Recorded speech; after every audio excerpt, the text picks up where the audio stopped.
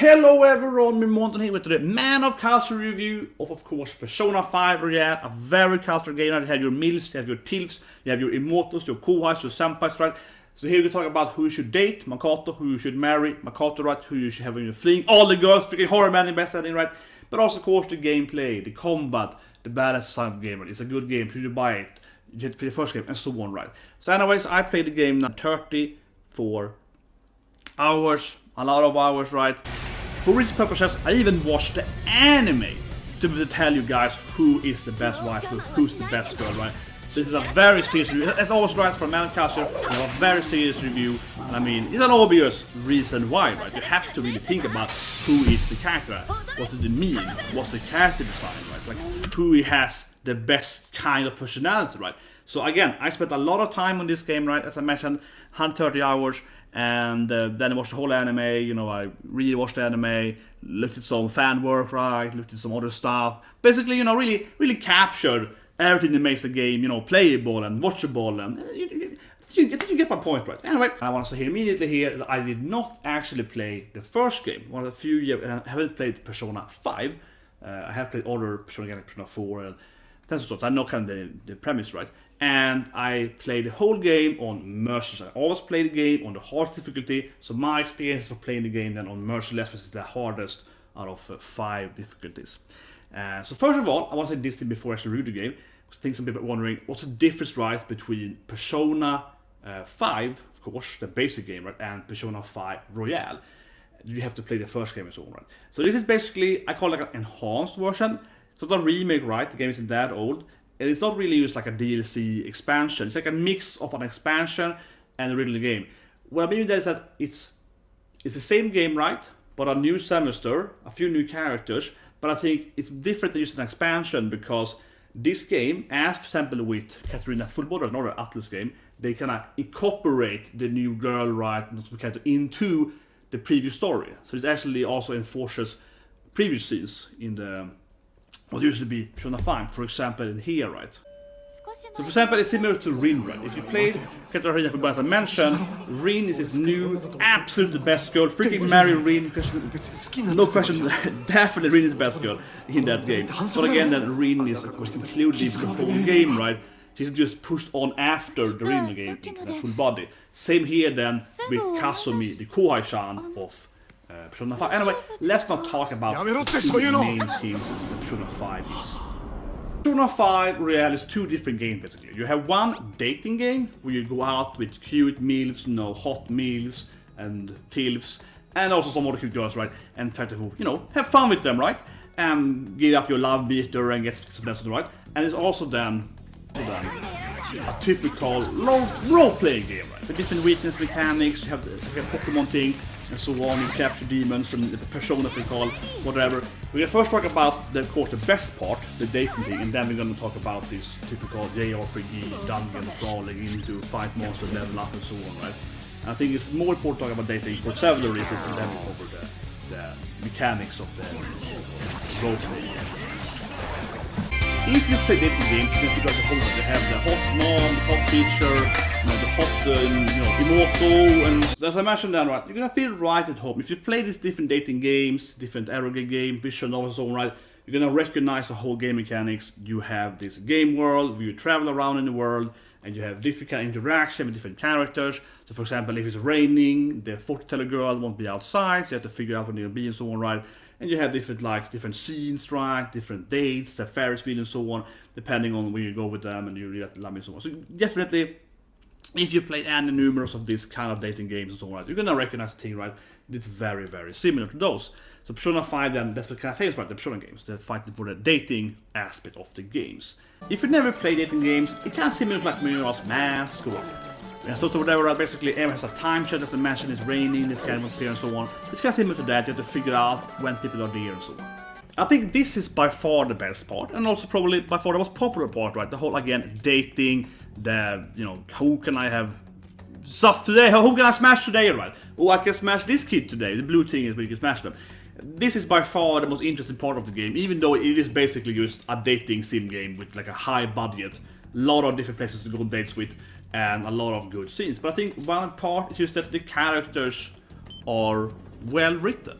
And then you have also this bunch of different stuff, right? You can go and shop, you can go and play different mini games, you can go in different item stores, collect stuff, and you can work, and it is a lot of stuff to do in here. A lot of different stuff to do here.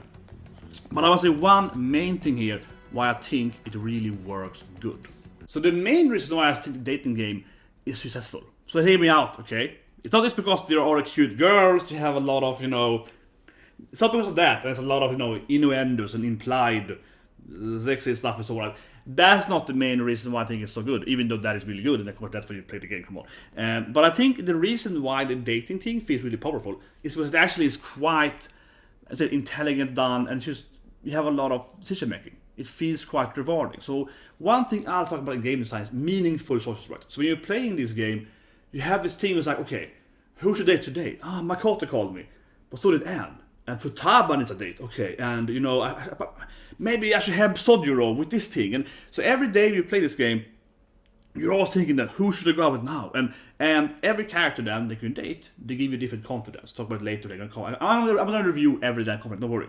But so you get the different like, oh, should I date this girl? But I don't actually like her that much, but her ability is really good. So you get the kind of feel to it, like, this milf, man, she is hot. But her ability is crap, but she is god, I wanna S that thing, I wanna smash her whore, screw the ability, I wanna screw her instead, right? So there's a lot of that feeling to it. And on the same time also, when you play the game, you have to speak about different, like laundry, shops and so on. And also then, that some of the two, I'll talk about later, but two very powerful milfs will help you to reduce and like efficient your days. So you play the game, you have afternoon and evening, and two of them are gonna help out that immensely, right? So you have to like, should I prioritize these two milfs because, you know, just ability-wise, right? Versus should I prioritize my teammates? So my teammates have worse abilities, but they fight with you, right? So they're kind of high value to anyway. So it's a lot of basically meaningful choices, and that's why I think that team is really enjoyable. Where I feel the fighting, talk about it, right? But the combat is unfortunately, it starts meaningful, and then it's like I just press the button and everything dies anyway. So I think that's a very big difference, and I think that from everything I've read so far, of course, leave a comment below what you think, right? But from everyone I talk to about this game, like, they all say that they love the dating part, right? And people are like, yeah, the fighting is okay. So I feel that that's gonna be some spoiler for my review here, but there's obviously gonna be my take on it too, as I said immediately here. The dating part, again, great, right? But anyway, let's show some more parts, the mechanics of the dating game. But I must say, meaningful choices, that's the big thing, right? As I mentioned, not only do you want to, you know, who should date and so on, you also need to get stats right. So it's a very, very typical feel for a classic kind of,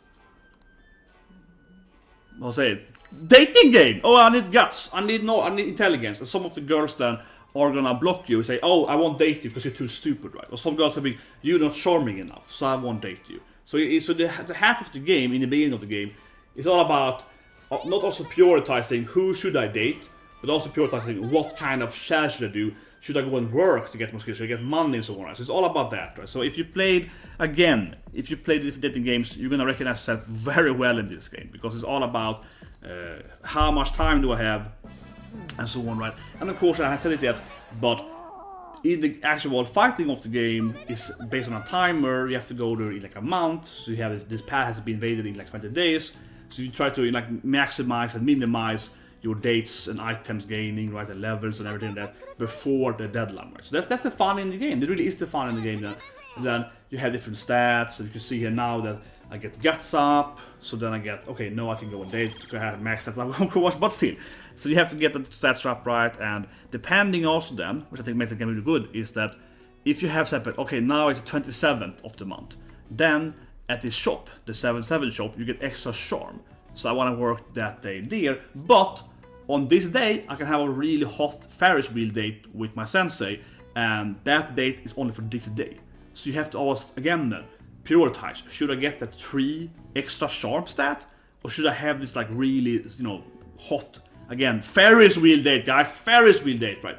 Should I have that one, right? Or should I go to the movie with Ryoji, that gives me like 5 guts if I have the fortune telling thing, or should I, you know, take Makoto and have our like 10th rank, you know, sleepover at my place date, right? So all the time you have to make this choice, and that makes the game really fun and rewarding.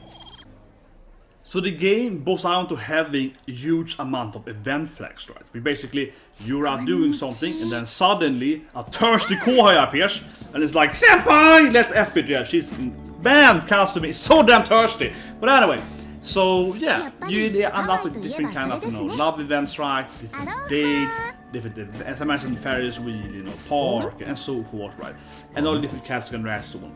And depending on what choice you pick, when you talk to them, they're always gonna give you different love notes, right? So you have to also learn about, okay, she has a sister, this girl likes school, this girl likes modeling, right? You have to listen to their, their interests, their hobbies, right? And try to understand them. The better you understand the girl, right, the better it's gonna go, of course, and gives you better bonding and so on. And so each character then, you can either talk to them, have your bond right. This will give you 0 to 10 confidence rank. Every time you then reach different steps, right, in thresholds, you get new abilities, new passives, or new skills and so on. And depending on what character is different. So it's 2 different main fields. This here is Ishiko Ohya. She is of course a non-playable character. She will only give you then passives, right? With the other characters, the playable characters like Anne and Morgana, if you date them, they will then get better for actual combat, right? So a little more meaningful for that. However, there are also other, of course, confident or the love interest. And for example, Hifumi-chan, that will give you skills for combat too. So it's a little different there, but I think it's 2 main different fields, right? Either playable dating characters or the non-playable characters. You can also speed up the date if you're not interested in the love and so on, right? And stuff like that, and depending on pick, you get 0 to 3 different levels I mentioned. And the goal then is to get everyone to rank 10, of course. When you get to rank 9, you can have if you can smash them at rank 9, you can S-smash them at rank 9, and at rank 10, they will unlock the best Pokemon for you for their given tarot card. And of course, a large driving part of this game is that it's very, very anime, right? Every character is either a sexy tilf, or a sexy milf, or a sexy model girl, or a sexy senpai, a stern, angry senpai, or a nice, kind of like a haha senpai, right? A talking cat that actually was freaking shot by One Piece, so it's like freaking Tanuki, and so on, right? And of course, it's a huge amount of sexual endos. You have to go nude, you have to do this stuff, you have to seduce him. Especially Anne has to seduce a lot of people. Especially Anne, the poor girl, has to do a lot of sexy Anne attacks. Yeah, Anne Dono has to do a lot of sexy attacks. And it's a large part of the game, right? It's not a hentai game, but it's very, very close to be an eroge hen game, right? And it's very, very close to that. And it's huge amount of innuendos constantly that, oh, we slept in the same bed tonight, and we maybe did it. Oh, Sensei kissed me, and then she taught me how the young body works, and this stuff, and this stuff. And one thing I will say about the game, I haven't covered it at all, is all the different demons, right? A lot of demons are just, that's just a PP, and that demon there is naked, and that demon there is like, is it having S? Wait a minute, and then that demon there is just a gigantic PP, and then that demon there is some kind of like bondage. So it's a lot of that, right? It's a lot of innuendos, right? The game of innuendos and interesting character meetups and interesting character, hanging out and so on, right? Yeah, you know what I mean? And I think a large part, and again, as I mentioned, right, that's a driving force in the game, that you really want to see these relationships turns out, right? You want to go on dates, you want to talk to all the different girls, right? And see who's the best in this, in this act, and so forth, right? Where then, unfortunately, the gameplay of the actual gameplay, like the combat games in the past and mementos, aren't that interesting. It really isn't. This is the interesting part. This is the interesting part, right? This is the part you actually want to see. I mean, the game even has a freaking beach episode. Like this is from the game. You go to Hawaii, spoilers, and it's literally just like, let's go to Hawaii, and then it's gonna be a lot of like, sexy girls, and who do you wanna date? Do you wanna spend time with Makoto at the beach? Obviously, Makoto's the best girl. Do you wanna, go with Anne? You just pick this weird thing, and then you have the other guy that, what's the name again? Yeah, the other annoying guy. But it's basically like, it's an anime. It's an anime with, onsen and beach episode and so on, right? And that's why people love the game, right? Because it's like, man, it's basically like playing an anime game with a lot of cute anime girls that you can have, fun with, fun. That's the game, right? The game is also quite addictive actually, because one thing it does pretty well is the whole, every time you wake up or get home, whatever, you have like 5-6 messages, right? You have this state over here and so on. So the game constantly enforces you to like, oh, should I answer Iwai's call? Should I answer Makoto's call? Should I go to Takami? Should I go over here, right? So it's a constant drive to be like, I want to play the game anymore, but I do want to see that date. I do want to see if I can have S with her, right? Can I smash her? So constantly you're always wondering, right? How much do I have to do this thing? We are very close now. We are rank 8. At rank 9 we can have 6. So should I do that stuff? I want to see this with her. And also the storylines are pretty good too. I think some of the storylines are uneven though, right? But they are pretty good generally. So you also want to be like, I also kind of want to see how it ends with her, right? I want to go there with her. I want to figure out her main purpose, right? Her journey in life, and then of course I want to be like, oh, yeah, should we maybe, do it, right? I want to flirt with her, but also I want to just figure out, right, what is her goal? So, but god damn it though, god damn it, this milf though, god damn it though, Doctor Milf, Jesus Christ, Sensei Milf, Hakuse Milf, Jesus Christ, got Milf. She's just, But anyway, she's the best, definitely the best Milf. But anyway, it is somewhat of an addictive gameplay. Because you're constantly wondering, how much can I go now? How? And then they get the next phone call, right? So I'm also keep playing this game, and I'm like, I should stop playing the game now. But this one more day. Just one more day. When I say just one more day, okay? One more day, yeah. The game also features mini games. As any good old JRPG, right? They have to have a fishing game and a dart playing game and a card game and so on, right?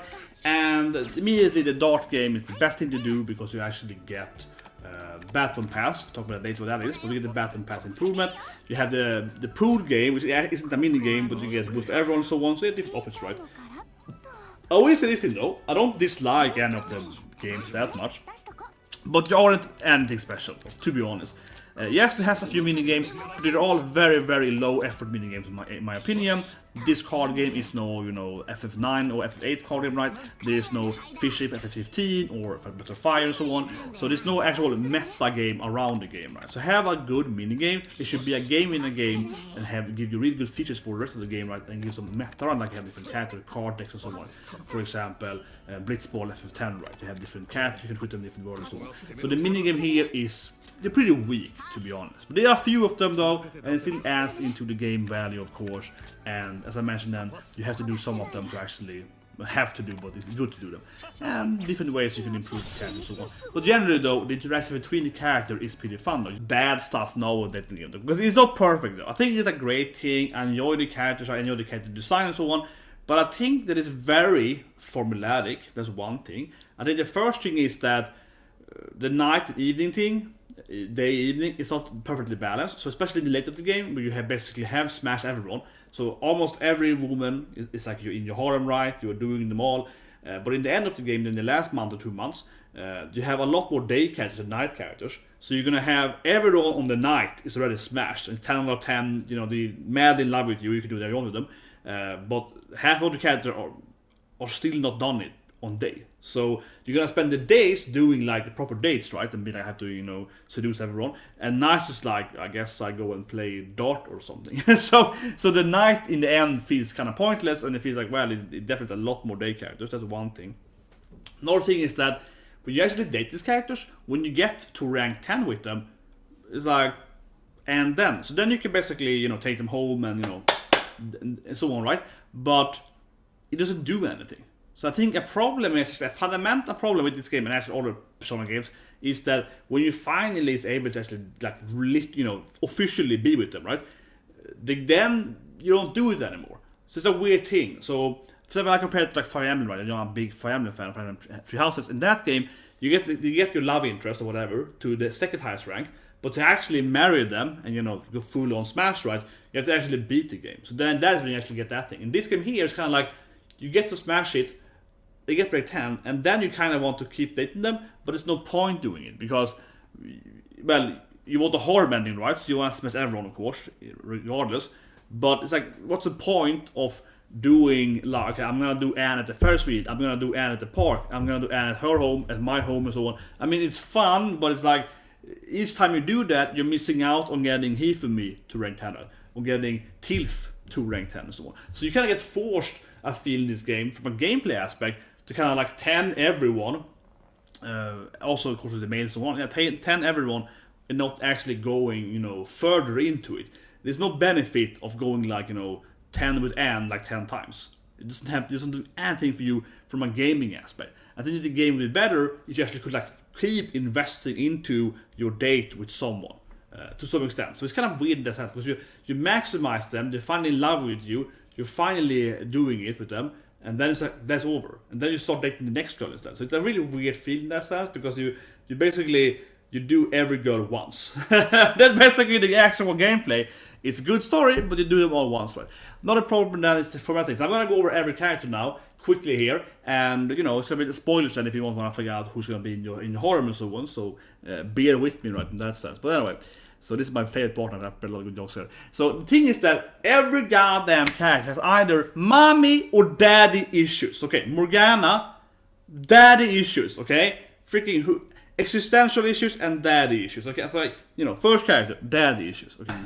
Abandoning issues, and also like slightly twice doubling abandoning issues, and also partly mommy and daddy issues because they left her in Japan and so on, right? So she's the sexy guardian that has no parents and so on. She's living alone, missing her parents, and then her friend leaves her, and it's just like, god damn it, abandoning issues with part of parental issues. Okay, so again, Oedipus complex, like straight up, Ryoji, he has anger issues, but the anger issues are harnessing from his mom issues, right? He's obsessed, he's too over affectionate with his mother, right? And then people bully him and so on, and that makes him angry. He has a lot of anger issues, but it's actually mommy issues. Mommy and daddy issues, both, okay? He has severe papa issues with his current papa, and then that is also mommy. He's trying to pleasure his mother, that, you know, in heaven or whatever. That's kind of his main thing. I'm not even joking, that's straight up what he's doing. It's crazy. Daddy issues. Again, daddy issues. Daddy issues and the big sister issues, right? So again, very family oriented, right? Of course, Makoto is best girl, but Jesus Christ, daddy issues. Daddy issues again. You see a pattern, right? You see a pattern from this thing. Mommy issues, like severe mommy issues. This issue is even so big that I couldn't even find it. Like, I couldn't even find what it's called, honestly. There is a name, right? So, for example, Ryoji, Oedipus complex, right? There's no name for this thing when a daughter wants her mommy. There's like no name for that. So, if you know a name for that Futaba has, you know, a strong desire for a mom, right? Which feels unhealthy, right? What's the name for that? I don't know. Even me, the man of culture, doesn't know what that's called. I tried to find it out. You have the other, you know, you cast the and so on, but you don't have a name for this thing. But then basically, she has that thing, and also daddy issues. Also daddy issues, yeah. Daddy issues too. Daddy issues as well. It's just like, okay, another daddy issue. Okay. Like, I mean extreme daddy issues. Like, she has probably the biggest daddy issues. It's like, man, her father, yeah, you know. But it's classic, like, evil daddy and so on, right? So again, see a pattern with this game. See a pattern with this game. Goddamn daddy issues. Abandoning sister issues. So again, family oriented, right?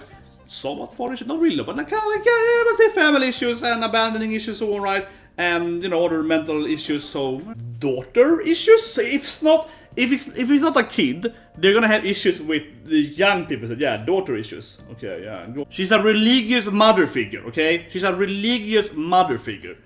You know, clearly, don't say no more, right? Say no more. It's like Yokasta complex issues. And if you didn't know the reference, that's the opposite, when the mommy wants the, yeah, and it's like a weird thing. She's a sensei, but she's really too close to the students, like a master slave thing. This woman is really effed up, okay? So, again, you know, if it's either go that direction or it goes that direction, right? If the old people want that thing and the other want, yeah. So it's like, man, the game is like, wow, every damn character. More mommy issues. Like, now we're getting, like, really serious mommy issues. Okay, so the game has, like, mommy issues. Like, now we're getting some severe mom. Again, mommy issues. Now we're talking like this kind of mom issues. Mama is, you know. So again, yeah, we're talking like, you know, weird mother issues. God damn it. It's like every second case has a father issue or a mommy issue, okay? Like, this is another severe mommy issue character. Like, severe mommy issue character. Like, seriously. Like, severe mommy issue character. And father issues? I don't know this guy. He's a really boring character, but he has a kind of like my grandfather, not really, but he's kind of like my grandfather, talked me into this diet and then he failed me and betrayed me, so yeah, whatever. actually has no real family issues, but she might not have family issues herself, but she's a textbook, you know, drunk aha. Yeah, drunk ara mommy that is way too into it when she gets drunk. And it's like, ara, little son. She's textbook this kind of hentai character though. Textbook. Like, you know, she gets drunk, she gets all touchy with you and so on. Yeah, so she's that kind of, you know, nightmare-ish mama that a lot of people have grown up with, right? That's her character though. So, you know, I'm just saying, megalomaniac, like, father issues. He actually does hate his parents too, though. So he has the kind of, I am the father and I hate my own creators thing. So again, mommy dad issues and as well, overbearing issues. It's like double. BDSM and like schizophrenic kids, like mental instability, right? They actually constantly have mental instability when they're doing stuff. So I mean, literally, like son issues. Another character we have problem with his kid, right? So it's again either a character is problem with their own parent or they are a parent that has problem with their own kid. Like that's a game. Some kind of like messiah complex, fatherly origin, also abandoning issues, but some kind of like, you know, again, right? I am the overbearing parenting again. Daddy issues, like, you know, this level of daddy issues again. I feel definitely. And also kind of overbearing, evil Oneshan, kind of like, you know, evil mother. I guess she's kind of like this thing too, because she's kind of hates her daughter, kind of, but as her sister, but she's raising her sister as a daughter, so it's kind of more like that. So yeah, so I mean, you know, both. She's doing both. Yeah, she's both hates her own father and hates her daughter. She's doing the double thing there. She's doing a very good way of doing both of them. Pretty impressive, actually. Yeah, pretty impressive. In a lot of aspects, right? Pretty impressive. Completely sane. Like, seriously. Definitely the best milf in the game. By far, the best Arara milf. But she also actually has no problem at all. This woman is actually perfect. From a man, she has no issues whatsoever as a man. She's the only character that's sane. Like, I have nothing on this best milf, whatever you call it, best milf. She's like, she has no issues whatsoever. I have no jokes on her. I mean, she's super sexy, but I have nothing. I have nothing. She's the only character that is sane, okay? She's the only character that is sane in the whole game. So I forgot one character. Yeah, there, not this character. Yeah, where you see. Also, again, you know, formulaic issues, right? Oh yeah, this character! Severe daddy issues! Like, we're talking like, you know, insane daddy issues, right? I'm not making a joke, okay? Like, I'm being serious here. Every damn cat has a motherly or a father issue, right? Daddy or mommy issues. Or there are a mommy having issue with the kids, right? Like, basically, yeah. Or, like, in one case there, basically, she has daddy issues, like severe daddy issues, and daughter issues, right? She hates her own daughter's sister, but still, it's like she's raising her daughter, you know, alone, right? So basically, it's more her daughter now than a sister. She's a mama, right? She's the mommy in the house, and she hates their father, right? She has both mommy, or daddy, and daughter issues, right? So every character is like that. For example, Ryodi again, right? He's played out as having severe anger issues, but all the anger issues Ryodi has, right, is all about people being mean to his mom, and then he fights them, right? So his issues that he has in the flashbacks are coming from people making time for his mom, right? And then so it's like an Oedipus thing there. He's too attached to his mother, right? And it's another. I mean, they're cute scenes as well, but it's like, man, it's kind of weird. When you think about it, every damn cat has sins.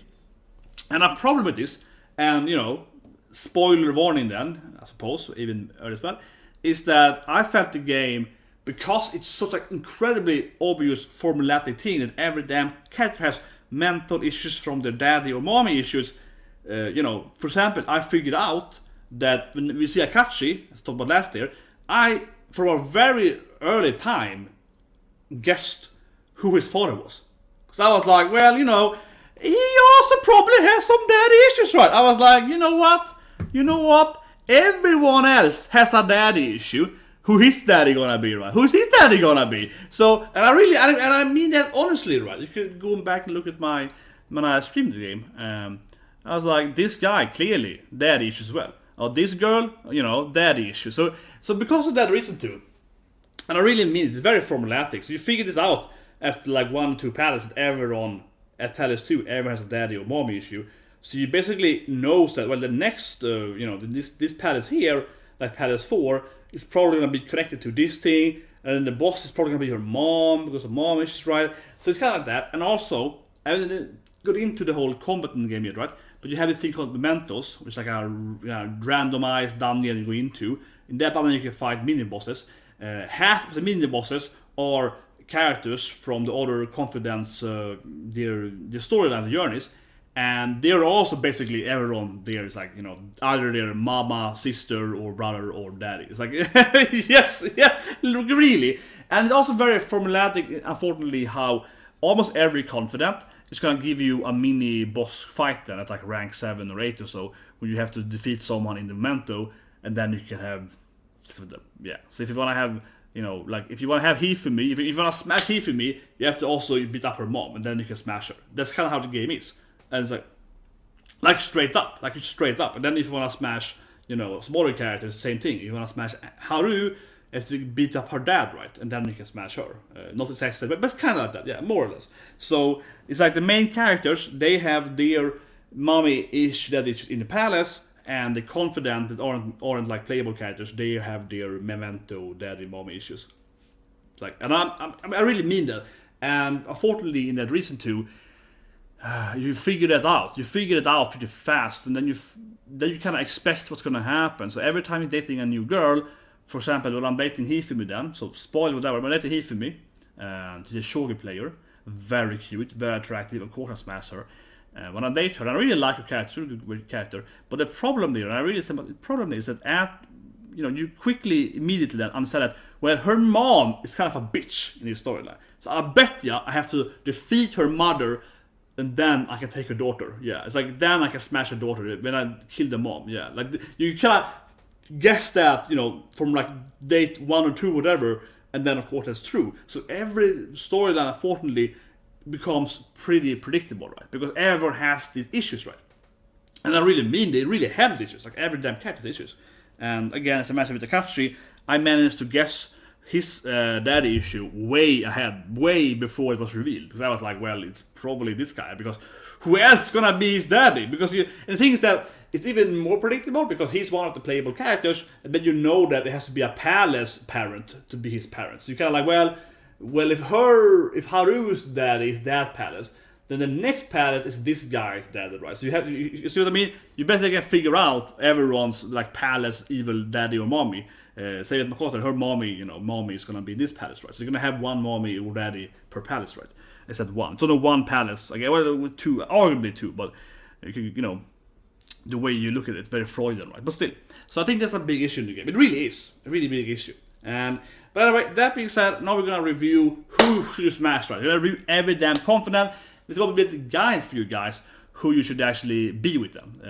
And I mean not from like a, you know, just this is definitely gonna be the best wife, but also from like a gameplay aspect. So I'm gonna talk about their skills and so on. Right? I play the game extensively, right? I'm gonna talk about it a bit. And there is a problem too. We have to have the actual combat, but I think it's a problem there immediately too, right? That of course, now we're at the spoiler territory here. Of course that Chihaya and also then of course Sensei are way they're way overpowered, right? Their confidence is so much better than the other ones, so why would you not smash them first? If you wanna smash if you wanna smash every girl, if you wanna have your harem ending, you wanna smash every possible girl, all the needs to one, you have to first smash Chihaya. She's the foreteller. If you smash her first, she will help you smash everyone else. Her power is like a love power, so you will use her love power, so then you can seduce everyone faster. So you have to seduce her first, then you can seduce everyone else, right? And there's like a very, very clear thing in the game that you have to first. So I feel the game is a bit forced in that. You have to first do her to do the rest, right? And it's like, well, you know. By the way, it's very uneven. It's very, very uneven, the confidence. So anyway, let's talk about them now. I'm gonna again rate them on, you know, sex appeal, story appeal, and also then actual gameplay appeal. Waifu, rate your waifu. So time for the best part. I'm gonna rate your waifu. I'm gonna tell you waifu shit. But yes, we're gonna talk about all the female characters, right? Who should you marry? Who should you date? Who should you smash? Who should you know, stuff like that, right? Which I think is interesting, right? Especially in this kind of game, Persona 5, where it's all about, let's talk about the whole dating game. That's the game, right? After this thing, we're gonna talk about the combat system. But let's be honest here, that's not what you play. You play in the game because you want to get inside of Anne. That's the reason you play the game. Let's be honest here. If you haven't played the game yet, or if you're gonna look at this review, right, and should you buy the game or not, you're here to wondering how sexy is Sexy Anne, right? Lady Dono Anne, right? That's what you're here for. You're not here to learn about JRPG, boss battle, or whatever, monsters and so on. That who cares, right? You're here for this shit, right? So anyway, I'm gonna talk about every female character here, of course, as I did with my last review, right? Because this is what I do, right? And I'm gonna give you, again, 3 rating values. Because I'll try to be honest. I feel actually, especially since when I played Fire Emblem, which I love Fire Emblem so much, Fire Emblem Three Houses, right? And when I played the game, I ended up marrying Petra, which of course is the best girl and my wife, right? Of course she is. And then I of course replayed the game and then I married Mercedes instead. But still though, right? And then I also married Cloud. So Cloud. But my point is that a big reason why I married Petra wasn't because she's really cute and funny and I like her personality as well, of course. But also because she's a really competent character. I mean, from a gaming aspect, right? I'm still a gamer deep down, right? I'm a hentai, I'm a gamer, right? Yeah. When I played the game, I fell in love with how badass she was, though, and the actual combat, right? That made me like her more, right? So I think it's always fair to we talk about a gaming waifu as we talk about, for example, some anime, like Clover, right? Melona, obviously, ultimate waifu, right? One reason why Melona's ultimate waifu is because she's like freaking badass, but she's also freaking strong, right? Of course, in her, it's kind of like her badassery is part of her sexual appeal, right? So I mean, yeah, but you know what I mean. So it's a combination, right? I think you can't review a waifu value of a game character and not actually look at how good are they in the actual game, right? So again, in my Petra example, Petra is like the best dodge ninja character in the game. She's arguably the best female character in the game. Physical example, yeah, definitely. Otherwise, it's probably Mercedes for XP, right? And Lisettia for also XP and so on. But actually, basically, all the females are way better in the game than male character for that matter. But whatever, I'll leave it at that. The point is that increases her value as a waifu, right? Maximum value from a waifu from a gameplay aspect, right? So here we talk about Anne, to begin, right? I'm gonna go over all the waifus. I will give you my examples, so on. But I also will cover them disability guide, right? So I was just giving you the whole sex meter here. I'm also giving you the gameplay value, right? So for example, then spoiler here for this review, but good example of what I mean here. Ohya, Ishiko Ohya, right? Pretty hot, drunk milf, the classic, hentai drunk neighbor woman, Obasan that gets drunk and you can have, fun with her and so on. Or she typically goes ara right on her, like, nephew or niece or whatever, right? That kind of woman, she's sexually appealing, definitely. High, on the typical, rating of that thing, right? But from a gaming aspect, she's completely useless. Like, she's 0 out of 10 in gameplay. Her ability is completely, utter useless. I mean, it's literally, like, completely useless. You should never use her passive. And that's, so we'll come to her later, but literally, a good example here, she's 0 out of 10 in gameplay waifu, right? And is a lot higher, of course, in gameplay waifu value, right? So that has to be said. It has to be said. You can't look at a freaking game waifu and only look at her sexy she's or her. So I have 3 values then, right? Gameplay waifu, right? How good is she as is an actual game? Gameplay waifu, right? Again, just general character design, appeal, aesthetics, basically the S appeal, right? And then lastly, then the story appeal.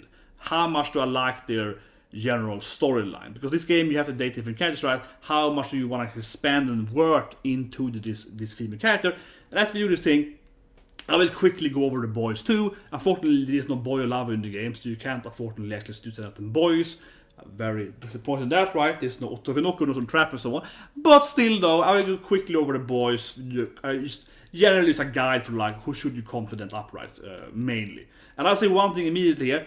Not any spoilers. I haven't played the game yet.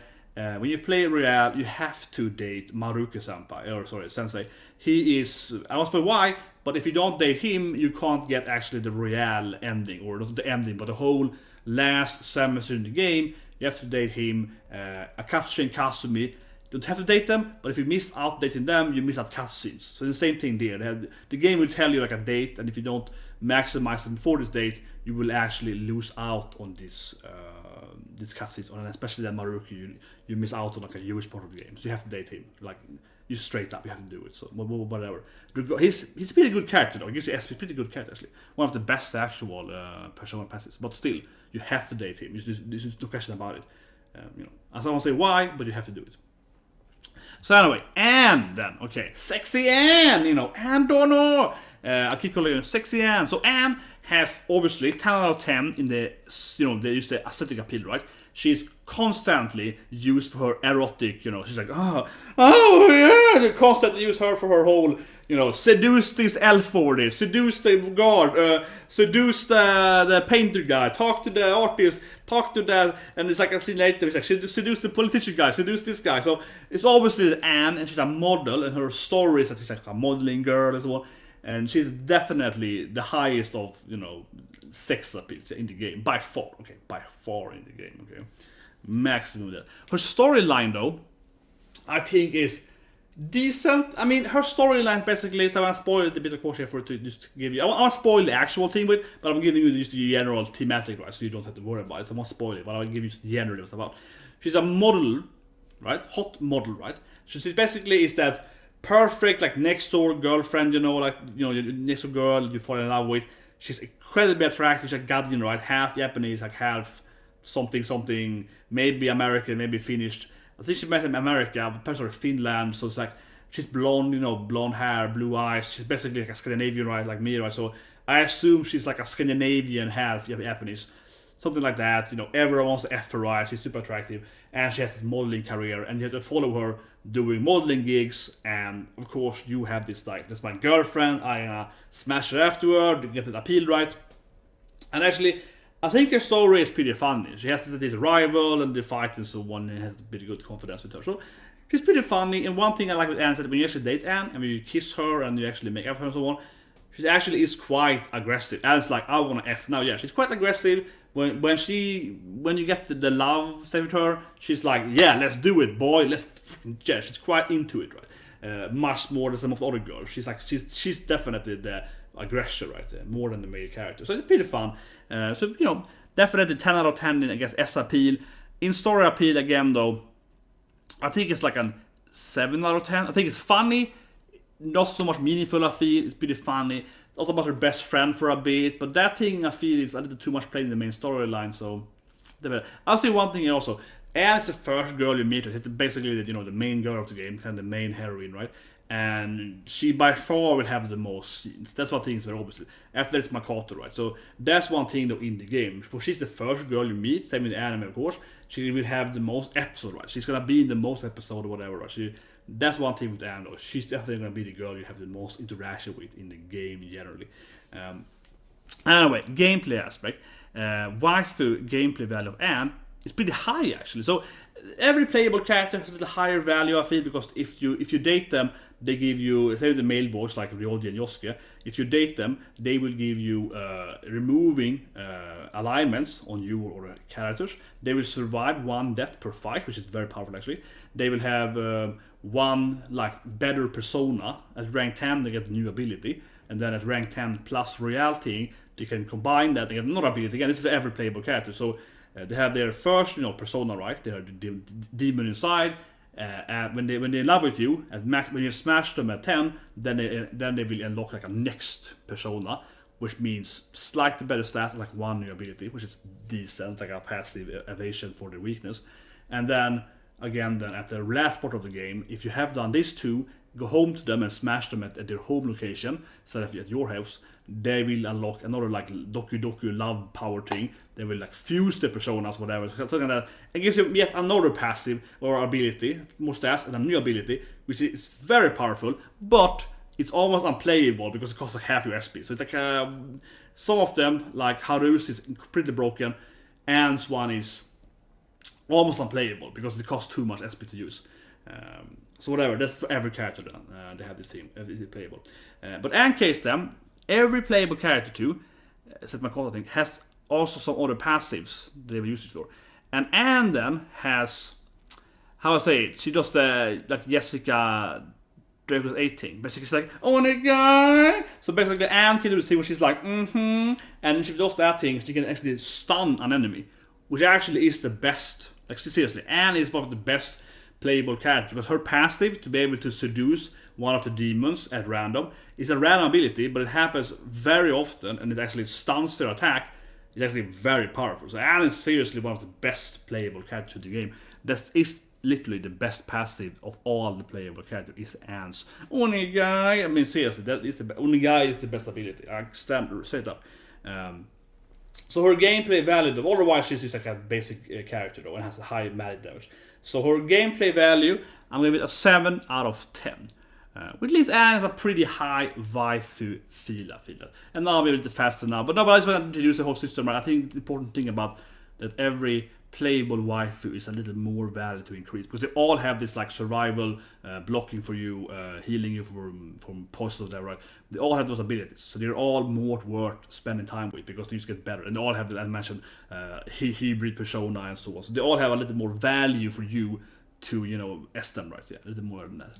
So anyway, Makoto then, this is the best girl. She's by far the coolest character. Actually, really, for me, easily 10 out of 10.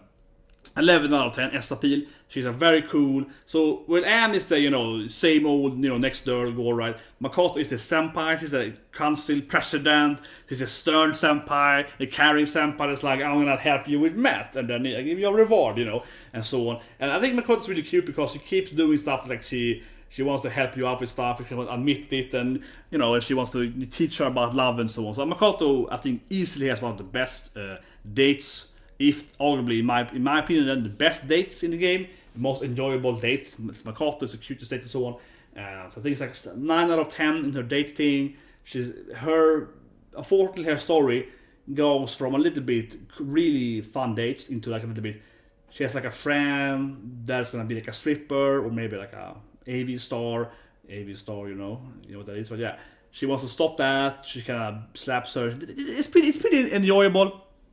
It's pretty enjoyable. I have to say it's quite cliche, right? You're dating this stern castle president, and of course her friend that is going to be like an AV star. You want to stop that, which of course will take you into weird situations, right? With your girlfriend and her friend and so on. So it's pretty like what you expect, right? From a kind of like a stern woman that then learns how sex works and so on, right? So yeah, but it's an interesting storyline. And from a gameplay aspect though, and this is of course where I come from, right? With Pet and so on, right? From a gameplay aspect, it's 10 out of 10. Okay, this is your wife. No, but seriously, this is the woman you will never replace in your party. And best magic user, Ryoji is the best physical user. Makoto is your paladin. She is your healer and is your tank. So even if her passives are actually probably the worst of the whole game, she has the basic passives that ever has playable character. But she has the best defensive stat and she has all the heals in the game. She has the best healer. Her and Morgana are the healers, but Morgana has less health, less defense, less evasion, basically. So everything that Morgana can do, Makoto does better. So Morgana, for that matter, is a very bad character. Like I commented later, but Morgana is like useless because in the beginning he can heal people, right? Okay, fine. And later in the game you get Makoto, and she can do exactly what he can do, but better. Because the best heals are like full life forever on, right? Revive someone full life and so on, yeah. So they have the same heals, but the heals aren't based on your whatever intelligence points, right? It's based on like this heal gives everyone full life, but she has way better defense points and also better passives to defend you and so on. So she's way better, and also has better go to later, but better special attacks with allies. Also, her and Haru is one of the best by far, for that matter. But still, like she's way better healer than Morgana. She's by far the most essential teammate you have, by far. And I would say that I kind of stayed with her, Ryoji and Anne, and then into Haru back and forth, definitely in the game. But yeah, Makoto is by far 10 out of 10 gameplay waifu. She's definitely the strongest woman in the game. And it's cool fighting thing too. It's like a martial art thing as well. But I really like to call this that she's basically this like she pretends to be this like cool, calm, collected woman, right? But when she actually gets into the action, she's like, "I will kill everyone!" Yeah, kind of like fist them all. So she's very aggressive, which I love Makoto, definitely. She's like 10 out of 10 in everything. She has bad passives though because she doesn't actually add that into the game. but because she has the best stats in the game, she's the best playable waifu in the game by far. Then we have Haru. Haru is actually the best waifu in the end of the game. She definitely is not better than Makoto for the first like 90% or so. But what Haru has is she's like a reflective character. She's gonna learn to reflect magic or reflect physical attacks. And her ultimate ability is reflect everything for everyone. And that ability is actually severely overpowered against especially one single boss in the game, because the bosses take very little damage, especially merciless, we attack them very little damage. But if you reflect back to them, they take like a lot more damage. So for example then, the single boss, if Haru hits him, he takes 100 damage, okay? If she reflects the damage, he takes like 300 damage, like seriously. And if she reflects on everyone then, right, and he does an AoE ability, he takes 300 times 4, 1200 damage. So she's like 12 times more damage with her reflect on everyone instead of just attacking them. And that protects everyone taking damage. So Haru, endgame Haru, is by far the best character in the game. She's even better than Joker, the main character, as to boss in the game. So she's insanely overpowered. She's easily 11 out of 10 gameplay waifu when she gets to like the last part of the game. Before that, she's pretty bad. So before that, she's pretty basic. She mid-game or so, she's the only character that actually learns improved gun, and she has this one-shot kill, which is like high critical attack on one enemy, which is a very good. It's like the best gun ability in the game. So Haru again, somewhere mid to late game, she actually becomes the best girl in the game, and then late game she's by far the best girl in the game. So, and even if you don't want to, even if the enemy is immune to their own attack, which many enemies are, she still can protect everyone from taking damage, right? Which is very useful too, instead of healing, right? You can protect constantly. So it's a completely OP character.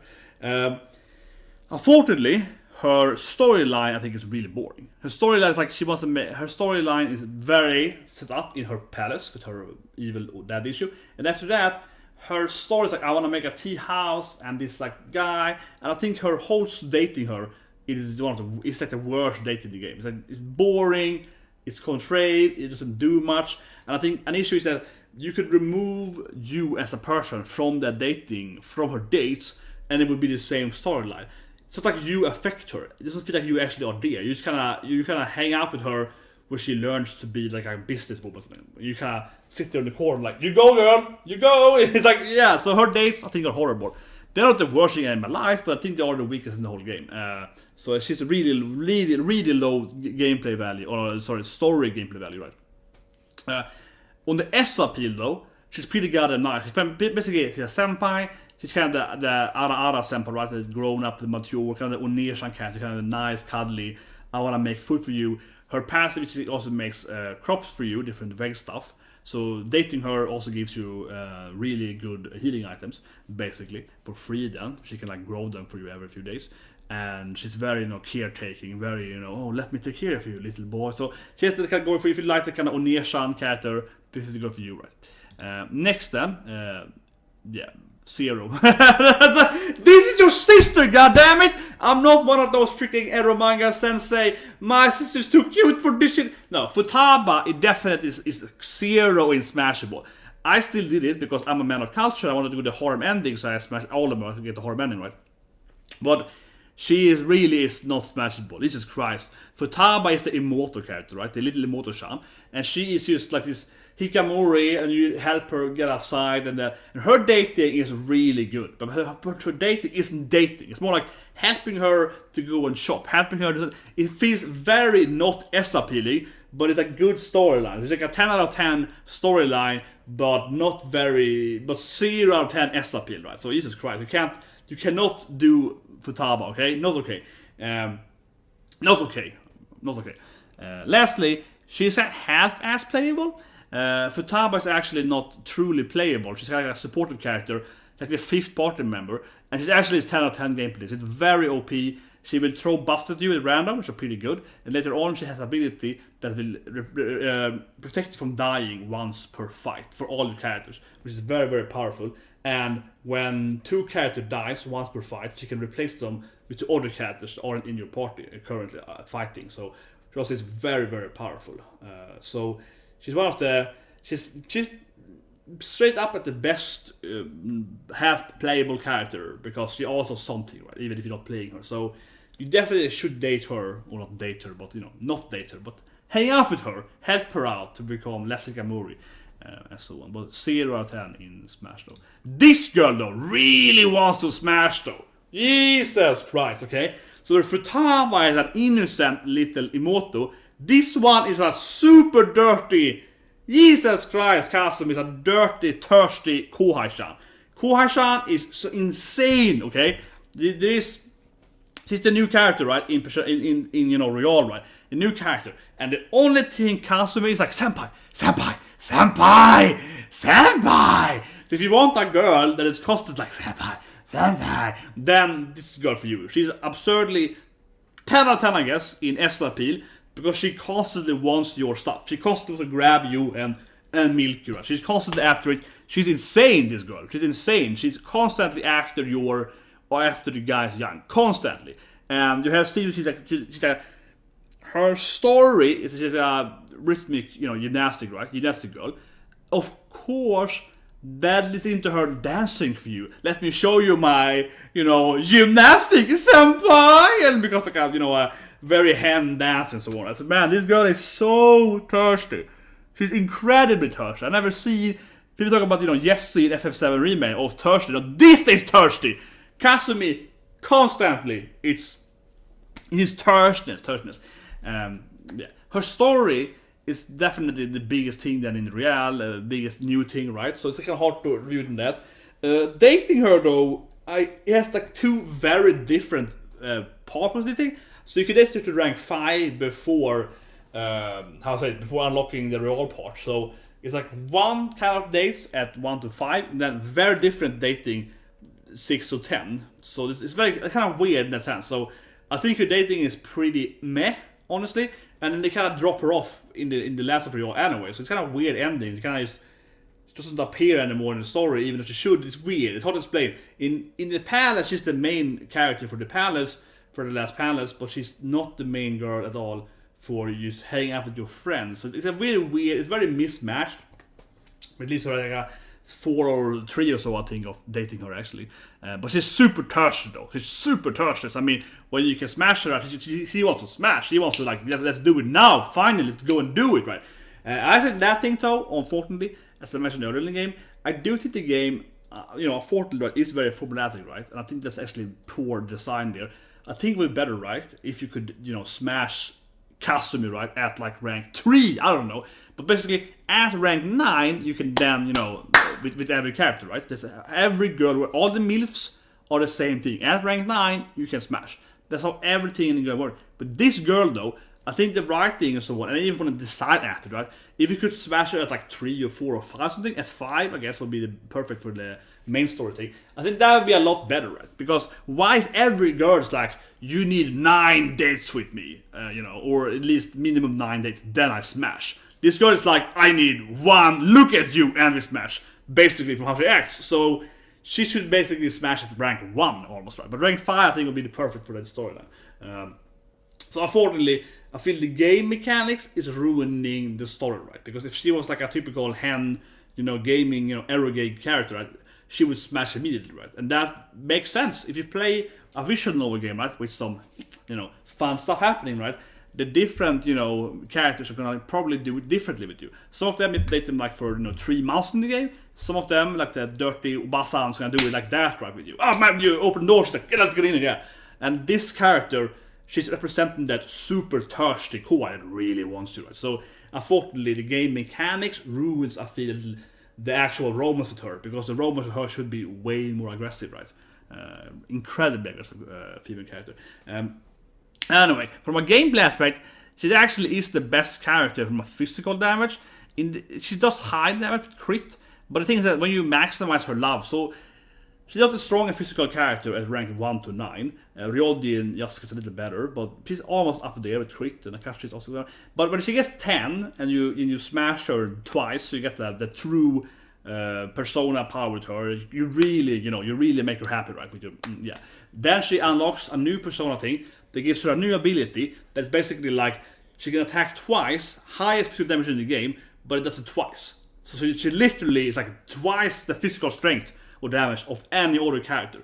she completely, go past the males, right?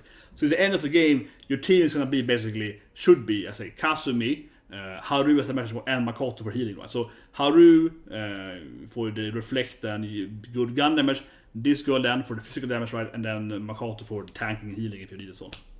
So she's definitely like a 10 out of 10 in the end of the game, but roughly otherwise like 5 or 6, so she's pretty okay otherwise. Anyway, let's go then to the other girls, right? So, spoiler, right? But everything was bad. So, Sensei, of course, you can smash Sensei, right? Smashing Sensei, and of course, a popular female character in this game, right? Smashing Sensei feels pretty good, right? Because if you smash Sensei, you're smashing your Sensei, right? So, she's like this weird maid, you can call her in, and she will do, special massage for you. So, of course, from an S appeal, she's a TILF, and she's a maximum TILF, right? So, of course, Sensei is 10 out of 10 waifu in that sense. She's very, very good, because she's a sensei, and there's like a weird, you cast a complex with her. It's like, oh yeah, you kind of like my son, and this is really weird. She hits a lot of hentai tropes, right? So that with her is great. Her story though is crap. It's probably the worst story. It's annoying. It's boring. Her personality is kind of funny because she hates you in the beginning, and she's kind of annoying and nags at you, right? In a bad way, and then she kind of goes into, I guess, being your slave. Like she's voluntarily to be your personal, I don't know. So all that is really good, but at the same time, her whole backstory and the other characters are so annoying and frustrating. And it's kind of funny. She's like slipping in your bed, like, oh, I don't want to work. She kind of takes off her clothes. And yeah, so it's funny, but also kind of frustrating, the whole general storyline. And I feel you could have written a better storyline around her personality. So I think I don't like her story at all, actually. That her powers though are notoriously known to be overpowered. So her power is that she can efficientate your days. So you have like laundry, it costs you 1 day to 1 power to do laundry. You have making lockpicks, so what costs you 1 day, and you have of course during battle, right? If you do a battle, it costs you 1 day. And Sensei then at max rank will give you a special massage, a special massage, and then after that you can then fight more, or you can do whatever you want. Yeah, fight, but you can do something else. So she's gonna, relieve you of stress, so to speak, right? Which is good, and that can earn you. I think somebody did the math, like 18-20 days extra, or evenings at least. That's really good. Doing laundry, it feels very costly. You do laundry to get you clean your items or armor, so you can use them from enemy drops. That feels very costly in the game to do a laundry thing instead of going on a date. But Sensei, she can do it for you, and so on, right? So that's a good say. But I'll say this thing though. I done the math myself, and people are noobs. So trust me here, I am, the game master. But literally, people are so wrong though. They're serious, they're so wrong. I stand by saying this.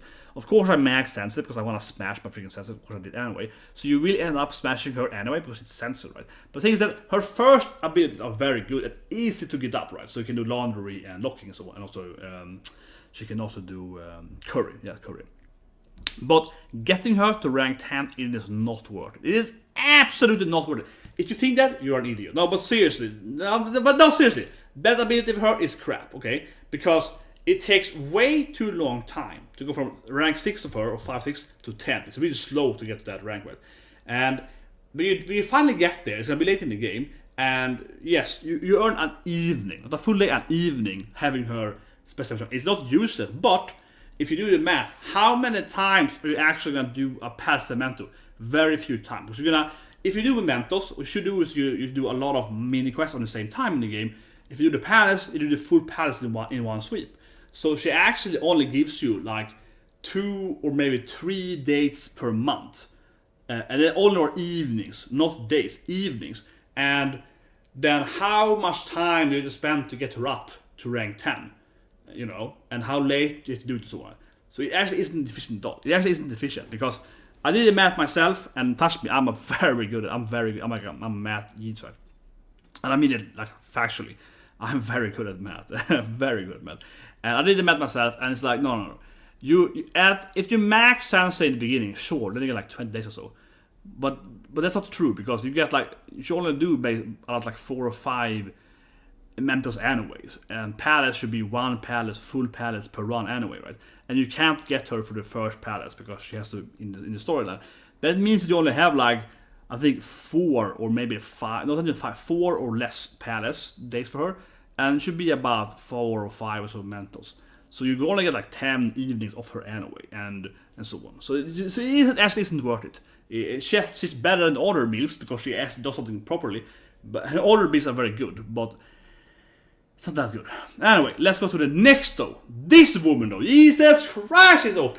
And of course, Sensei is good because she does efficient you. So in that sense, not that I'm wrong. Getting Sensei to 10 is better than getting, for example, a Doctor to 10. Always Sensei, right? Because her 10 is useless. Evi's 10 is useless. So I'm coming to that later, but a lot of the, unfortunately, girls right, and boys are useless. Ohya, useless. So don't get me wrong, Sensei's ability isn't bad, even the 10th one isn't bad.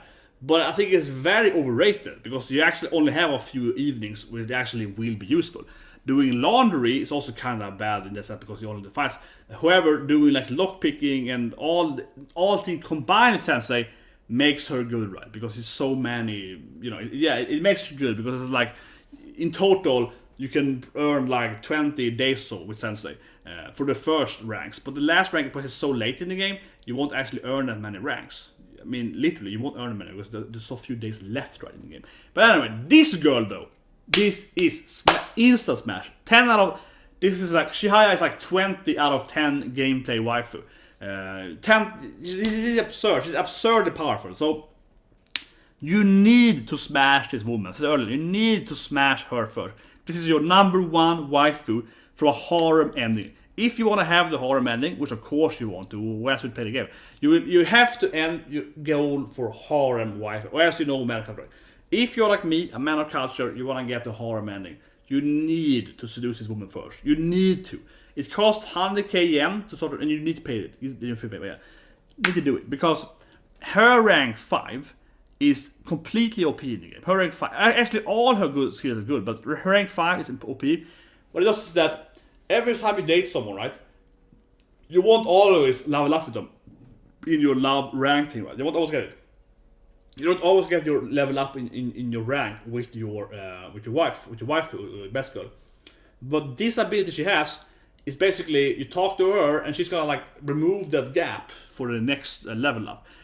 For the next, you know, romance scene, right? So basically with her, you're always gonna get next scene. And that means that if you date like Hifumi, or for example then Sensei, to talk about Kawakami Sensei, otherwise you would have to probably date them a bit of like 15, 16 times, something like that with Hifumi.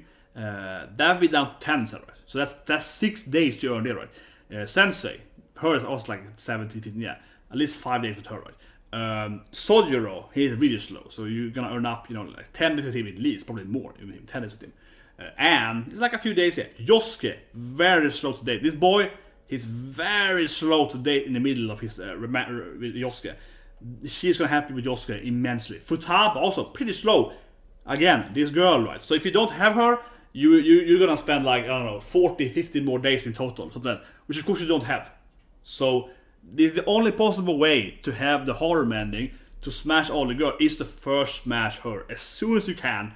Immediately seduce Chihaya. You have to do it, like literally. You don't care about the story, you have to do it. You have to do it. Like, she makes every other person so much easier to date. It's just straight up, right? And that's what her ability. Her rank 3 ability is, whatever, but something earlier than attention 3, is gives you more stats. And that what it does. The game doesn't explain it very well, but what it does is that you talk to her and say, I feel lucky today, or I feel strong today, whatever. Yeah, I feel lucky today. You're gonna get more power in your guts. For example, you pick your own stat, right? Then if you go to, for example, the movie then, which will give you 3 in guts, this movie, you're gonna get 50% more, which will be 4.5 then. I think it's down to 4, but still you get 1 more. If you do for the other one, it's a 2, you get like, you know, 3 then, so on, right? So you can get like, at max value, 3 is the best you can get for guts or whatever, or charm and so on. But if you do with her, then you get like 6 right, 50%. See what I mean? Yeah. So it's very powerful. It's very powerful too. Just to quicker maximize your stats.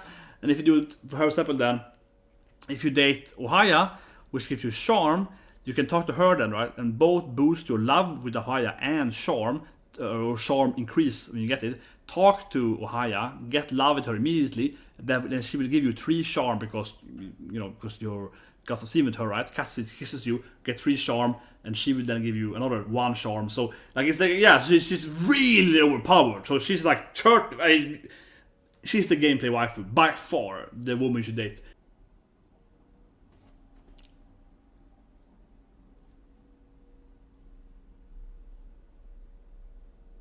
She also straight up asks you, as you can see there when I play the game, she straight up asks you, do you like milfs? She's like, do you wanna F an older woman? And you're like, yeah, hell yeah I am! So this woman though, that to me though, I mean, yeah, like because the other milfs, like for example Sensei, she's kinda like, oh no, I guess I am dating my student, son, master now, oh it's so confusing. But I guess I will do whatever you want, my body is yours, kinda like, yeah, she accepts being your partner for whatever reason, right? Kind of like that, right? Yeah. And some of the other milfs in the same way, they're kind of like, oh, I guess we're gonna do it, Ohya is the same thing. She's just typical, I guess, the drunk auntie. But still, she's kind of like, I guess we are dating because I was drunk and I did you when I was drunk, so I guess we're doing it. That's kind of like her, right? Yeah. But Chihaya, she's like you like some older ladies with some. And he's like, yeah, I am. Okay, let's do it. so she just straight up like, yeah. You like milfs? I'm a milf. Let's have some fun. Yeah. So yeah, she has that going for her. She's just straight up asking you, is like, can we do it, please? So that to me is makes her definitely a higher value on the SRP. So best gameplay waifu by far. One of the best aspects relating to one. Her storyline though is pretty boring though. I straight up saying that. Storyline is basically she's like the maiden of religious figure for this cult, and they're like, oh, we want us to use her. It's like, oh no, you basically teach her that her ideal of faith or religion is wrong, and you kind of fight that with her. So it's pretty meh. I think it's one of the weakest storylines, but her character is pretty fun. It's like 10 out of 10 waifu in S appeal and gameplay appeal. And like a 2 or 3 in story appeal. Her story, it also feels very generic. It's like a Ponzi scheme and pyramid scheme. Yeah, it's a boring storyline. So unfortunately, like it's a boring storyline around a very cool woman. But you have to smash her anyway. So it's like unquestionably a smash. Oh, one thing though, also here with her, there's 3 milfs in the game. So Chihaya, okay, Ohya, okay, and also then Dr. Milf. These 3 milfs, you have to actually answer them the correct answers, whereas they actually reject you and avoid your harem ending. So with these women, you actually have to talk to them and get those 3 notes as a few scenes, whereas she will reject you. So I happened to me, I had to replay the game to not get rejected by her. Yeah, so you have to actually get the right love notes with them. With every other female character, except for Sensei, then you can just say whatever you want. She will smash you in. She will take your she will accept you. No matter what, she's gonna be your sensei, tilf thing. Yeah, she accepts you, whatever you do to her. So as you get to rank 9 with her, she will do it with you. It doesn't matter. Chihaya will actually reject you if you don't pick the right answers to her earlier, at like rank 4 or 5. Unfortunately, the game didn't even tell you that. Basically, it's like, well, you got a rank 2 answer at rank 5, or so you failed. Yeah, it's a very hard, annoying. But I warn you with that, guys. So it's same with her and the other milfs, except the sensei then. Then we have Hifumi. She is like one of the few non-playable, non-milf characters. You can see a trend here, right? Basically all the milfs aren't playable, but they still want to, right? But then, yeah, so Hifumi is actually a very cool character. She's a shogi master, and actually has one of the best, I think, storylines. Into storyline, cute dates and so on. She's a cute character. I actually really like her. She's kind of a nice, very calm, collected, very, modest woman, right? And he gives her like a fan for a proper lady and so on. But when she plays Chalk, she's like, take this bastard, Lyser beat to shit. So when she plays the game, she becomes a new personality. She's like, yeah, I will screw you with my freaking mega attack and laser up your butt. So she's a new character. I love them with her. Yeah, she's super cute. She's like super funny when we talk to her so on.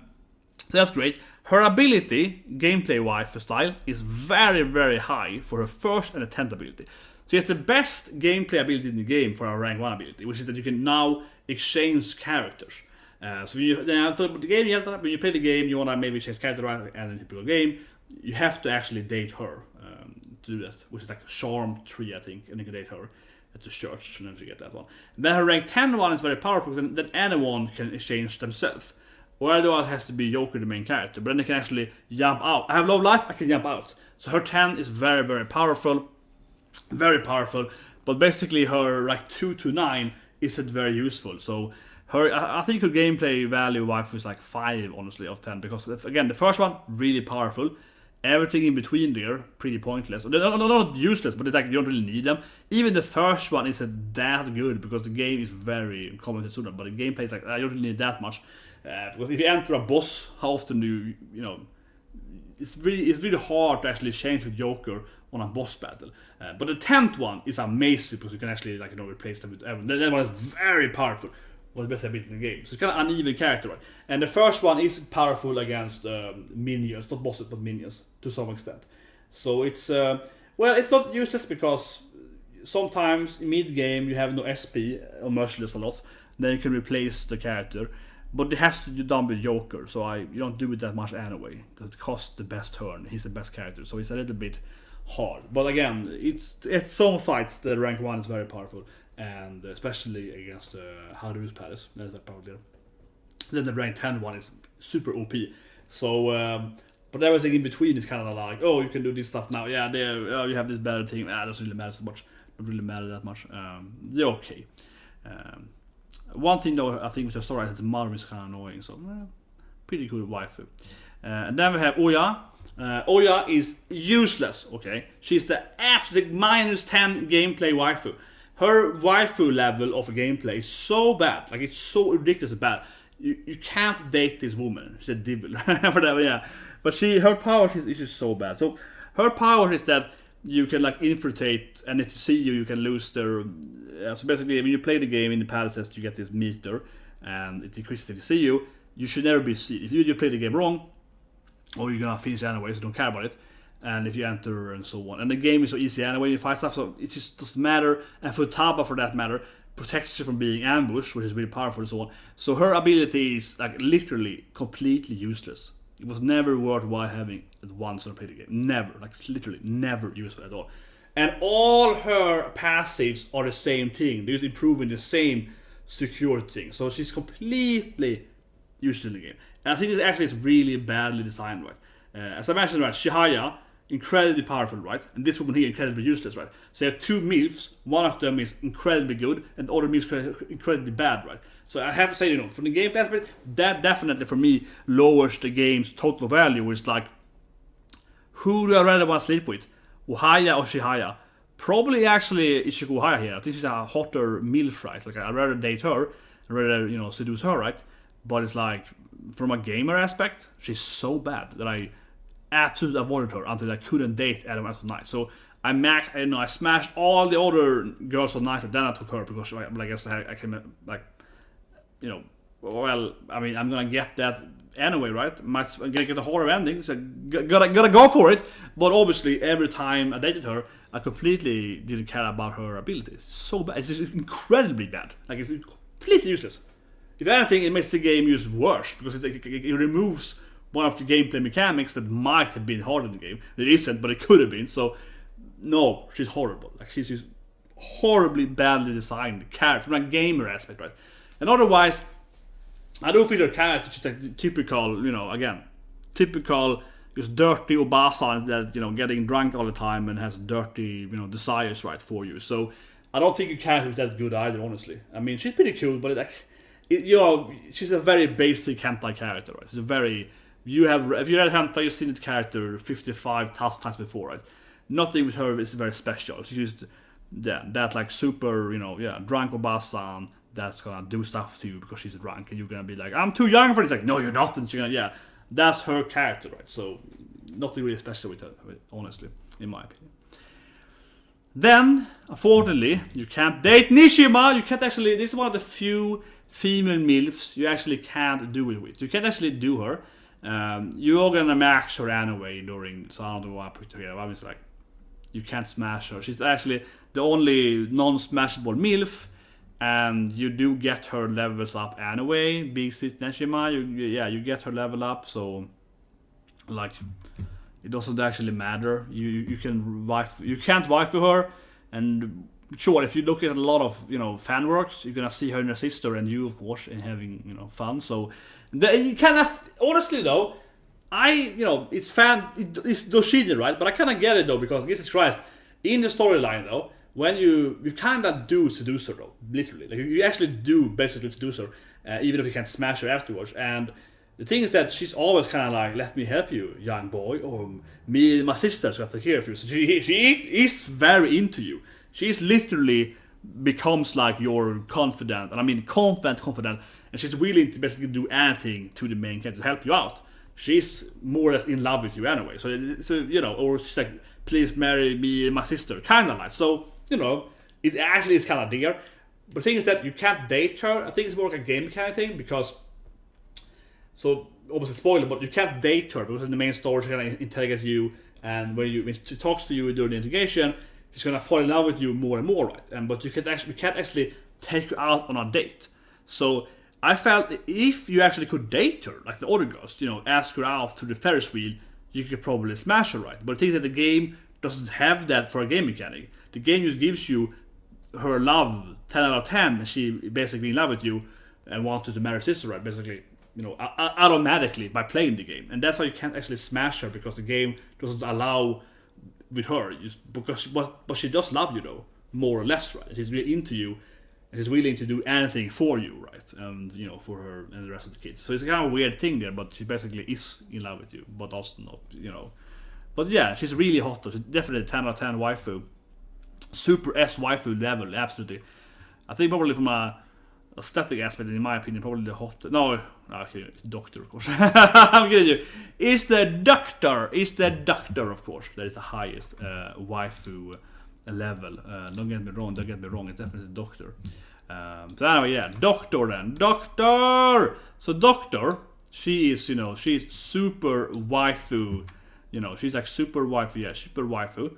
Definitely. Unfortunately, the Doctor is also completely useless. Like, she's also, unfortunately, I'm just like, god damn it. Basically, she's like, she's like Ohya. Like, they're both useless. Like, her ability is completely useless. Not as much as Ohya, but god damn it. Because the Doctor, she is by far a 10 out of 10 waifu in the game. She's like incredibly hot, and she also has no issues. She's actually like a normal person. She's like looks like an AV star, right? Like got AV star milf, and she's amazing. But her ability is that she's a doctor, and she sells you items, healing items, and they're not useless, but you can farm them so easily in the game, and you can use Haru to get them for free and so on.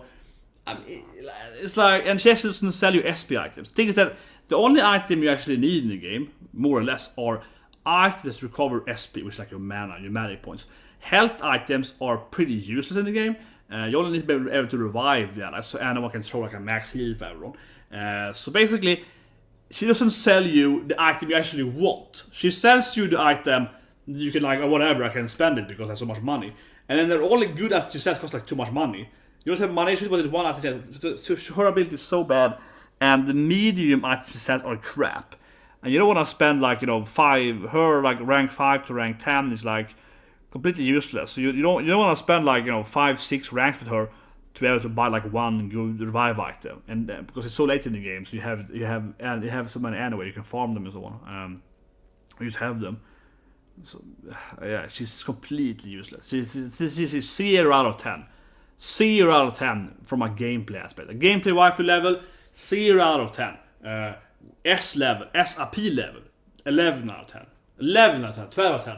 It's annoying that she is so useless as a character, but she's so hot as a woman. So she's really, and her storyline is pretty good. Like, she has an actual storyline trying to solve this disease, help a little girl. There's an actual like decent storyline without making her look like she's like an only normal character, right? In the game. So, but yeah, I don't know what to say, guys. Like, I smashed her, of course I did.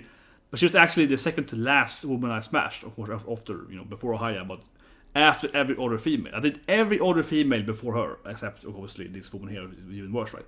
Because she's so bad. And also one thing, same with Ivai coming to him soon here, is that her skills is like discount. Oh, I have to pay less money to buy. I have like freaking 2 million yen anyway. I have so much money. The money in the game is absolutely no issue whatsoever. So she has a passive, same with Ivai then, that's like reduces your cost. That is so useless. That is so useless in the game. So yeah, that's crap. And then of course we have the last girl, the twins. The twins are, you should max them out. You can't date them, which is unfortunate. But you can't take them. You can date them though, but you can't romance them, I guess, because they want to go date with you. But you use the twin are maximized by finding specific monsters with a specific item or skill. I mean, and you get that, and you kind of you maximize them, and that's it, right?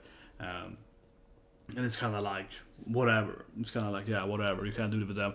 You get ability to fuse new monsters, and you get discounts too. So the skill is pretty meh, but you need to do them to be able to get this group fusion thing so you can get the best monsters. But basically, I feel like the twins you kind of unlock your skill automatically. Because as soon as you get the monster, you can usually get a card and give the monster the ability they need, or maybe some kind of sacrifice. You kind of get your skills eventually when you just keep playing the game, right? And it's a pretty good skill. Anyway, let's talk about the boys now then.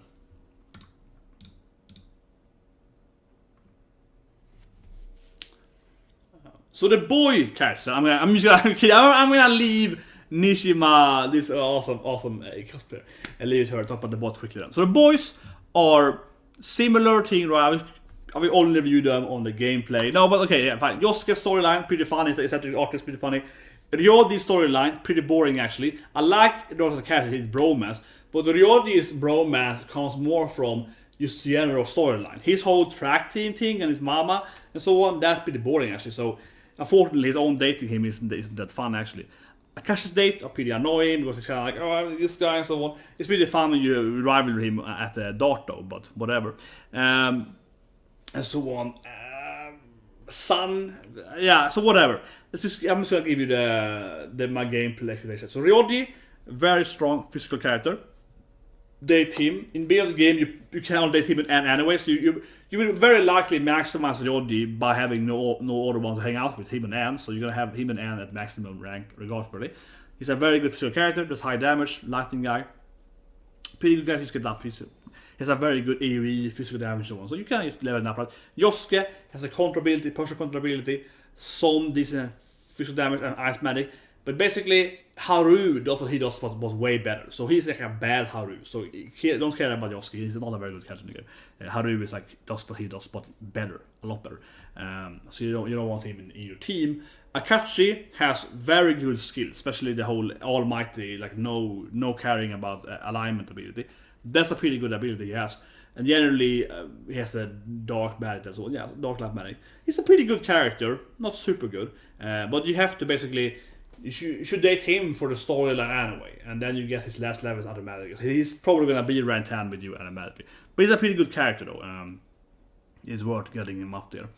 And then Morgana is actually a really bad character. Morgana, unfortunately, as I mentioned, is bad Makoto, right? Morgana will love you during the storyline. So if you hang out with, play the storyline, and Morgana is gonna fall in love with you anyway, so it doesn't matter. But his abilities are used. He's basically, again, he's the wind guy, but he has healing and so on, as Makoto, same kind of healing, but he has way less health points, worse evasion and armor. So he's just like a bad healer. She's a tank and a healer. So yeah, he's completely useless. As soon as I got Makoto, I never used him again, ever. Unless I had no items on me, no SP on her. I was like, shit, I'm out of items. I guess I swap her out and get in Morgana to heal instead. And then you have to need Hifumi then to be able to swap. And then Hifumi is, of course, as mentioned, being able to swap out her with him is pretty good at the rank time. So I did it a few times, but I never once engaged into a boss battle with Morgana voluntarily. It's only when Makoto is so burned out that I, take him out, right? So he's really bad. Like, he is literally really bad. I really mean that. Anyway, let's talk about other guys then. Sun, quickly here. His storyline, the dieting guy, really boring. Ignore completely. His ability, really bad. It makes it easier to talk to the Pokemon, the monsters. it's not very useful. It's like it's not bad, but it's like no, it's pretty pointless. It is a little more item and more money, but you don't need money. So his first like 5 or so ranks are pretty much useless. It's a little easy to talk to them, but you learn anyway. His item thing is somewhat useful, but also becomes pretty useless quickly in the game, usually pretty fast. So he's almost completely useless as well. His ability and he has a boring storyline. So yeah, Sun politician guy, really boring character. Really pointless.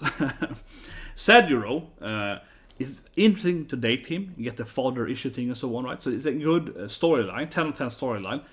His ability though is pointless. His curry thing is SP regaining, but it's not enough SP in the little game. So it takes a lot of long time to maximize Seduro, and you need Futaba to get him up to maximum 10 and so on. And the thing is that when you get him to finally 10, he gives you better curries. These curries are never worth your time to create. So you need to have Sensei to be your curry woman, to be your curry slave, and then you get some curry, right, which she's gonna slave for you. So then you get curry for that, and the curry still though is not that good because it doesn't heal you enough SP. So Haru is much better anyway with that thing. So it's just like he's not good enough. So it's pointless basically to level him up, except for the good storyline. So it's like really low gameplay value, and you need again Sensei to actually utilize him. That being said though, when you have Sensei and he maximized, you can basically just create a lot of curry every day because she can do curry for free, and it's better doing curry than doing like lockpicks. So you get a lot of curry from her, so you end up with a lot of medium curry. It's not very poor, but you have a lot of it. So kind of like that. But yeah, here's what it is. Tower is pretty useless. He teaches you gun abilities. I almost never use that. Sometimes you start the battle and some extra damage. It's all crap. Where Tower is the kid at arcade. He's a hidden character, but he's a bad character. You know? And his storyline, I think it's I'm talking about mom issues, right? He's basically a pro kid player with a mommy that's very mean to him, you know, and it's not that interesting. I feel it's just like been there, done that. You know, he has an overbearing mother. And she's mean to him. Yeah, it's not like super interesting. So I'll give you story period. Igor, whatever, you get his level up by doing this the storyline, and he gives you more personas, more stock. It's like your Pokemon belt increases, right? Which actually is very good. It's actually very good because you have 6 at the beginning and then you get like 12 at the end. It's actually a very good thing to do. But it's basically just play the story and you get more, you know, slots, more space in your belt, right? So.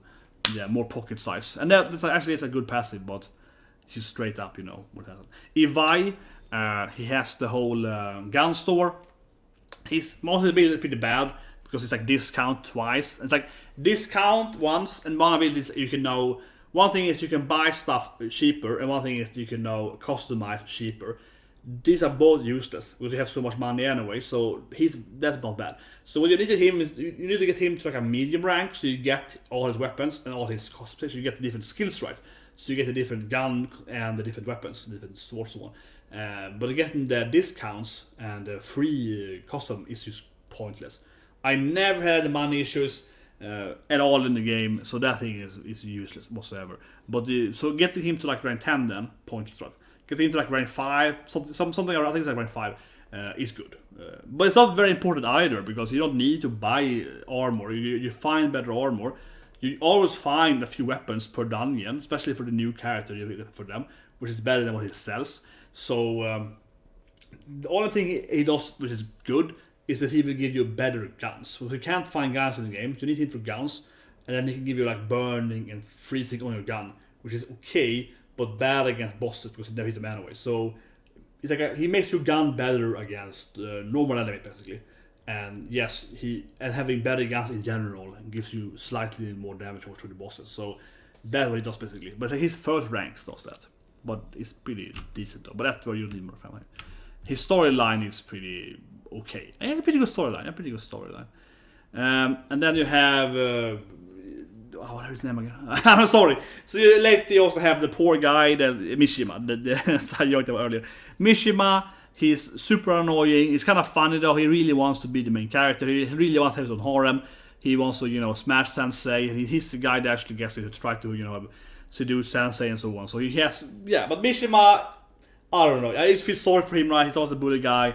he has a very low self-esteem and so on, and you feel sorry for him. But I still like him, and he's like, you can do it, but that of these. So I like, in the end, you kind of like him though. You feel sorry for him. You pity him more than you like him.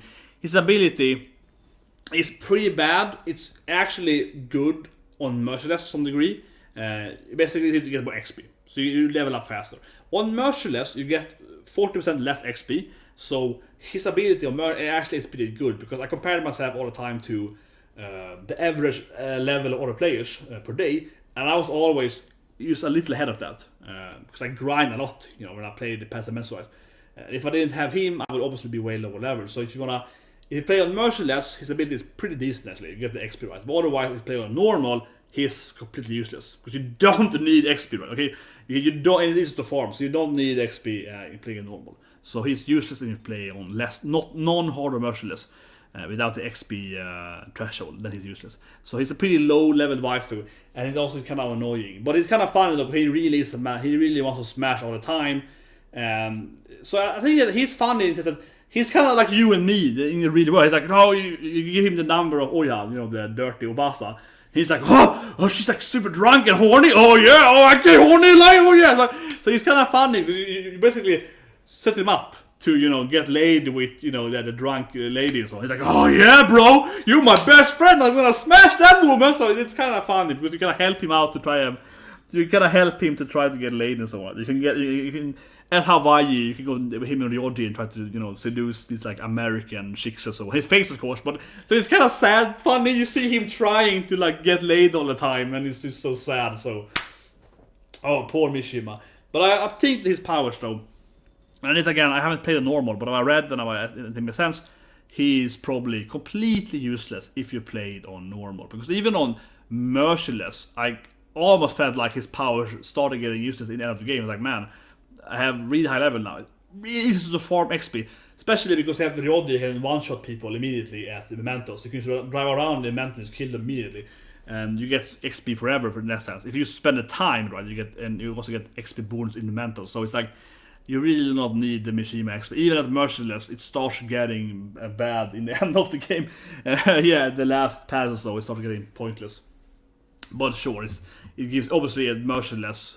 It's better, right? Because you need XP more. But even that, he only gives you XP in his native mental. So, but anyway, that's the freaking waifu meet. So again, right, Makoto, best girl. You all wasn't wrong. No, but I really love Makoto. It's so cute, and the best showtime, right, is Makoto and Haru. And they're in the wrestling outfit. She's like getting in the queen outfit. The queen, freaking best waifu, and obviously Sensei. I mean, Dr. Sensei, Hakusei Sensei. She's the best milf from this game, but.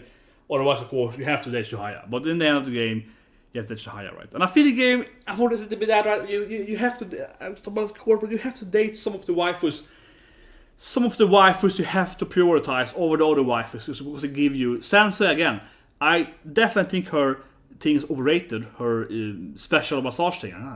But it's overrated, but her curry, cut lockpicking, all that combined... for the first ranks of her, she has a lot of days, right? So, it's like you need to smash your sensei, and you need to do it. So it's kind of like I feel it's hard to not pure. And if you do that, you can then have more smashing with other girls, right? So that thing in the game is, I mean, it's fine, but they torture into that thing, right? It's like, But I think actually the biggest problem for me isn't that Chihaya is so powerful. I think that's fine. It's probably more that Ohya, right, is so bad, and Taya is so bad. I think it's a bigger problem than some other, especially some of the milfs are so useless, right? I think that's a bigger problem. For me, from a designer gaming aspect, right, that feels really bad. Like, how are you thinking here when you design a game? Why would you give Ohya so obviously useless abilities? So I mean, that irritates me. You made this attractive drunk Oba so useless that I don't want to hang out with her because I know her powers are so bad. Her like 0 out of 10 gameplay waifu level makes her just be unappealing to me because I'm like, man, you're so bad, woman. I don't care about your personality. I don't care about how you look because you're such a bad gamer, right? So I'm like, yeah, get away from me. Get away from me. You're not good in the game. I can't play with you. I want you're playable. It irritates me. So I think that's a bigger issue. It's not that Chihaya is so good. is because you have Chihaya again, right, being the absolute best woman and the general best love interest in the whole game. And then you have a lot of other characters like whatever Makoto and so on, and Haru being very powerful in the game, in the end of the game and so on. So that and so on, right? So they're all kind of medium level, right? So Chihaya is up here, right? Then this guy's up here, but then you have Ohya like down in here. So it's like a huge gap between like the middle tier and the absolute bottom tier, right? And that I think ruins a little bit of the waifu meter. But anyway, that's the waifu rating, guys. Let's finally talk about the actual gameplay. The actual gameplay. Obviously, no one cares about the gameplay. Let's be honest here. I'm not saying it's the worst thing ever, but I feel everyone buys the game to play the waifus, to date the waifus, right? To smash. You don't play the game because it's not that good actually, the gameplay. I mean, it's not the worst thing ever. I actually do enjoy it, but it's not like it's not the best thing either, right?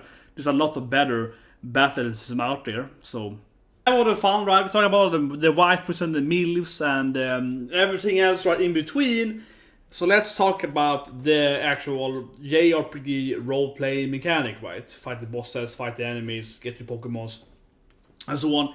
And obviously no one cares, right? We have the fun time is done, right? But but anyway, so the battle was like this. The main character has the different demons and the personas then inside of him. And you can then exchange your persona, the different one you're carrying on you currently, which have different abilities on, right? And the other characters then have one persona each that makes them have like up to 8 abilities. That is their abilities. So every character has an element. For example, there Morgana has the wind element. That gives you different wind ability course, and he's weak against lightning. Ryodi on Ohya, he's the lightning guy, and then he has lightning ability. Anne is of course sexy Anne, of course, a very fiery woman. She's red, of course she has fire magic then, right?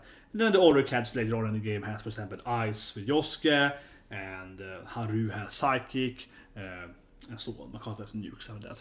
So every character has like a weakness and a strength then, right? The same thing goes with more or less all the different persona, the different enemies. So every enemy has, for example, then Jack Frosten, or Frost Jack, whatever it's called, has ice magic, because it's the Frost Snowman.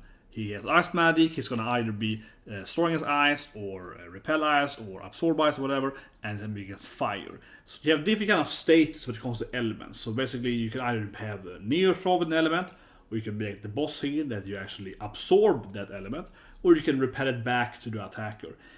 Repel usually in the game, as immediately, is almost a completely pointless ability when it comes to elemental repelling. There's one thing that, as I mentioned earlier, that Haru can repel any magic, but if you repel like a wind magic back to a bird that has wind magic abilities, that bird itself will either be healed or be immune to the wind magic, almost always. Likewise, when Anne attacks a boss that has repel fire, she herself is fire immune, so nothing happens. Repel is a weird mechanic. But anyway, it's all about these elements then, right? Because a big part of this game is that when you do the correct element, you get another turn. And that's a huge thing in the game that is true not only for you, but also for the enemies. So if you hit the ice enemy with your fight with Anne then gets yet another turn, right? Or she can then give away her turn. And that's a huge part of this game. Here then, I baton pass, right, from doing this ability. I gave it to Ryodi instead. He can now use lightning ability and hit another enemy that's weak against lightning. He then gets another turn. He can then baton pass to another character. So Anne or Morgana can use a turn. And every time you baton pass, you get buffs to get like increased damage. And if you do it 4 times, the next ability is going to be free. So down here, then Morgana again get another weakness. I can now baton pass immediately again, right? And then Anne gets the skill cost free and do her ability. So she can now use any ability for nothing, which is definitely very powerful in the end of the game and so on. So all of this in the game is actually really fun. And I think a lot of people do like the game mechanic here and so on to some extent. And I agree that the general gameplay of the game is pretty fun. The problem though is that everything I'm showing you here is almost completely pointless in the end of the game. Or not even the end of the game. Basically after Palace 2. So my experience of the game is that I really enjoyed the game's JRPG elements in Palace 1 and Palace 2. So you have this palace, right? It's one big baddie. You have to go and defeat this big bad, take his heart. That's the storyline. I take the heart and redeem them, make them good people. And you have one big dungeon basically per month, and you can do the whole dungeon in one day. To me, is a strange thing. It feels like the only thing you actually do in the game is spending time dating different girls, right?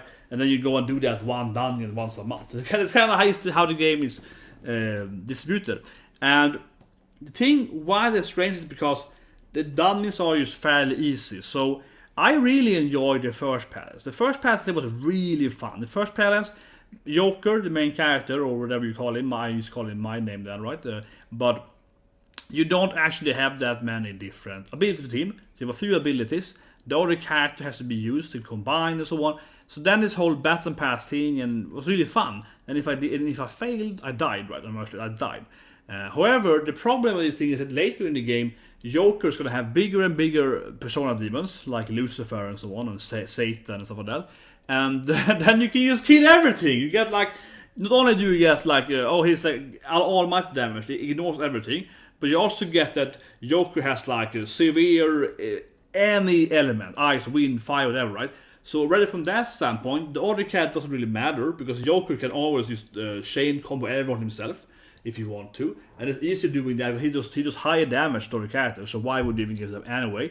And you also might not have the correct element. Let's say that I chain him off to the fire ability, and then it's like, okay, I need nuke now, but Makoto is not my party, or I need wind, I don't have Morgana.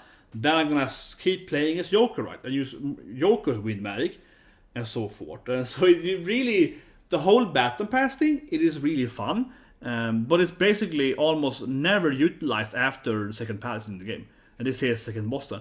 After this thing, it's just so uncommon that I really get a good battle pass, because one thing to the game is way too easy. The boss and enemies dies too quickly. So if you can hit them with your weakness after the second palace, they immediately die. Like I hit them with the weakness, they die. So you never really get the good feeling, and a lot of battle actually end against minions, not bosses, but normal boss fighters. They end immediately. Like I enter a battle, Joker throws one AoE ability, and everything dies. So I don't even get to fight the enemies. They're so easy to kill, and I feel that the game should have really had a better balance, where the enemies should have more health and higher defense points and so on, and survive actually. And it's really strange. And I know that on merciless, this whole witness thing is empowered, and that is just stupid. But even if I didn't do 3x damage, but just double damage with element, it doesn't matter, because it's like if I do a Joker ability at palace 5 or 6, he like 5 times the damage of the enemy. He does like 2,000 damage to everyone, and the enemy has like 200 life points. Like, so it doesn't matter if I do twice or 3 times the damage. Like I do like several times the life point. So the whole witness thing isn't that big deal anyway. So it's not stuff like that unfortunately in the game, where I really feel like at face value, this whole battle pass, getting element is fun, but it's just way too powerful. Red Dead Palace 2, it starts feeling way too powerful against normal minions. So they never survive, right? And then it comes to the next thing here. So you see this boss here, this is the second boss. He can summon different clothes himself, and that's why they have weaknesses. But the other bosses in the game, like boss 3, for example then, I won't spoil it, but this Palace 3 boss, he has no weakness. Boss 4 has no weakness. The last boss in the original game, not in the Real, has no weakness. So it's also really boring, because you start fighting these enemies more and more, and the same thing with the higher level demon personas. The further you get into the game, the less these enemy actually has weaknesses. They start having more and more blocks to everything, or immunities. So you never really get to do the battle passing. You never get to do this like cool, combos and sitting against different characters. It's basically, I just need to use the highest damage I have, which necessarily isn't just physical damage. And with her double magic ability, will usually deal more damage than physical damage anyway. So yes, they're not fire weak, but she does fire damage to them. And or for example, Haru, as I mentioned, and Haru reflect build does way higher damage than anything anyway. So there's a way better than physical damage. So it's not like that, but it's still that you're forced into just kind of like, what is my current highest damage? Okay, in the end of the game, it usually is Kasumi with her double severe crit attack, usually highest damage, or Haru then double quadruple reflect and so on. So it's basically, what is my highest damage ability? Use that. With Anne, giving everyone double magic damage, and then using her severe fire, just insane high damage to enemies and all that. but it's no real strategy there. The strategy is missing, right? I'm not thinking anymore about what am I doing for strategy. I'm just like, where's my highest damage? What is my highest damage? That's the one thing I'm thinking about. And then you keep using buffs and debuffs, right? So you debuff the enemy, buff your guys, and you have one cat like Makoto who's constantly healing. That's the one thing you have to do. And it's unfortunately very disappointing to me. The last boss is actually really good. The last boss, it was really good, but the last boss, the new last boss then, compared to the original last boss, is actually a lot funnier. He has weaknesses, there's different stuff happening, and shit is exploding, and you have to actually think about, what should I do now? This thing is immune, this thing is here, and every boss should be in that. Every boss should be in that. There's no reason the second last boss doesn't have that. Give the second last boss double life points, and give it weaknesses, right? And make it like randomized weaknesses, or rotate or something like that, so you have to do stuff. Because basically, almost every boss in the game removes the gameplay of elements. And then also, as I mentioned, then also very high level personas also removes the whole idea of elements. And it's so weird. And on the same time, then Joker also gets these elements and these personas, and he becomes immune to almost everything, because he gets these imba demons that gives him like immune to gun, physical, and like strength against all elements with passives. It makes him like have 10% more evasion times 10 with evasion against all elements. So Joker is like immortal too, so you can never die with him. So in the beginning, the game you actually die, and then at like Palace 3 or 4, it's almost impossible, even on the high difficulty, to ever die with Joker, because he's immune to everything. And if you actually ever die, you have this passive called Endure, so you survive one life, right? Or you have the better passive, it's your full life. Then Futaba that revives you as well, and so on. So it's like, and all the characters. So if you get further into the game, you almost cannot die anymore. So honestly, I am a bit disappointed. As I mentioned, I didn't actually play Persona 5, right? I only played, Royale, right? And a lot of people over the years told me that this is a great game design, a great combat system, but it really isn't. Like it is good on a face value when you play Palace 1. That's what I mean. I really enjoyed Palace 1, because I died a few times, not like once or twice. Died a little bit. I felt the need to actually go and farm for a bit, right? Because I was playing merciless, I got some XP going and so on, right? And I felt the general need to think about, okay, this enemy here, you do this and so on. But as soon as you get further into the game, as I mentioned, Joker has too many options, right? Joker is always going to have every enemy weakness you have. He will have that, right? And in the beginning of the game, if Joker dies, you actually lose the game. Which I don't like the kind of system where you have 3 other characters, but in the main character die. Never liked the kind of gameplay. And that's a problem in the beginning of the game. But later in the game, Joker's immortal, as I mentioned. He's immortal. You have like alley dance, you have angelic grace, stacks, so you get 2 like increased evasion. You have immunity to like physical gun and like half the elements on the same time. And as I mentioned, if you die, you even get revived twice. So you have all that going for you, so you can't die. It's like hard to die on the late boss in the game, like the last 2 or so. And same with the enemies. Like, it's hard to die. I don't know how you die with him, because you have so many passives. The thing is that the game is both good. I think it's how the game has an issue here, and I really mean it, right. And of course, this is one I work with. One of my primary game design roles has been to design combat systems in my life, right? Even though I am a man of culture, right? I also usually work unfortunately with the game design, right? Not so much with the sexy. And I think it's pretty poorly done there in a very big way.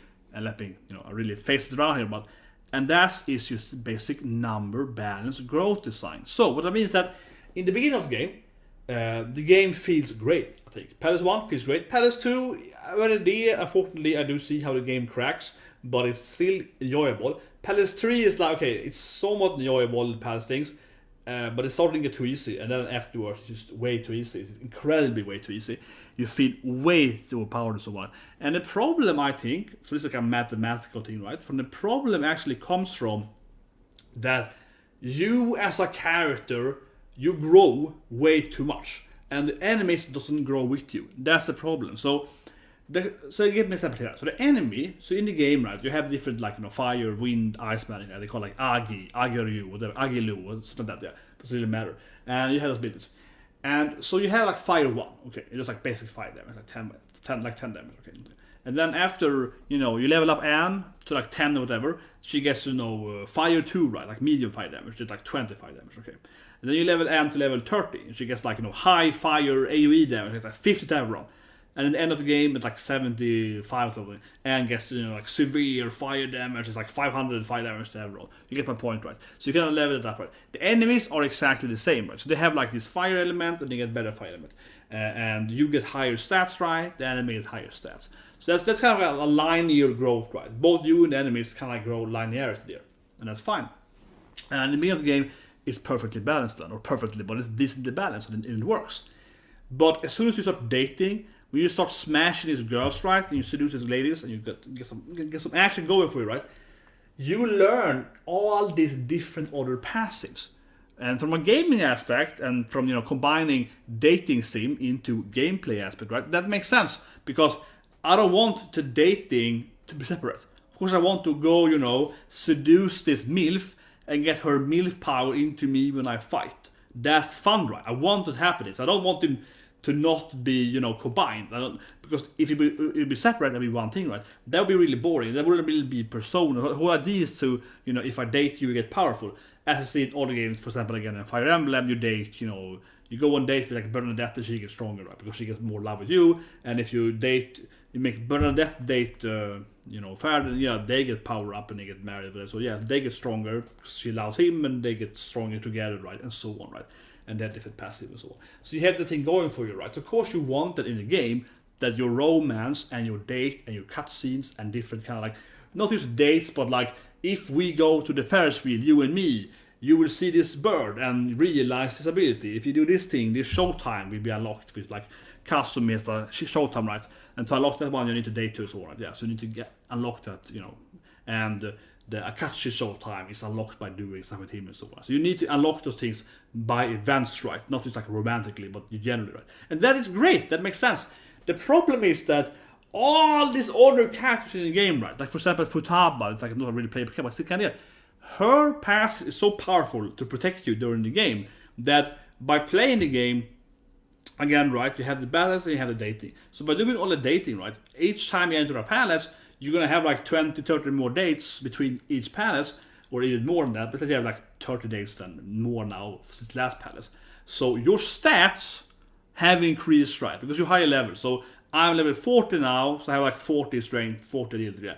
My enemies are about the level, so they kind of strain so on. And then we go to the next palace, I'm 50, they're 50, you get pointed to 50, yeah, roughly. But the thing is that while the enemies are linearly growing with you, so the stats per level is kind of the same thing, right? You have all of these other passives. So suddenly, Futaba loves me. So now I have like 10 abilities, I have 10 passive Futaba passives. Super good, right? I also have, Hifumi's Swap Team passive. Wow, really good, right? I also have Makoto's Protect Me passive, and also Alignment passive for her, also really good to protect Joker.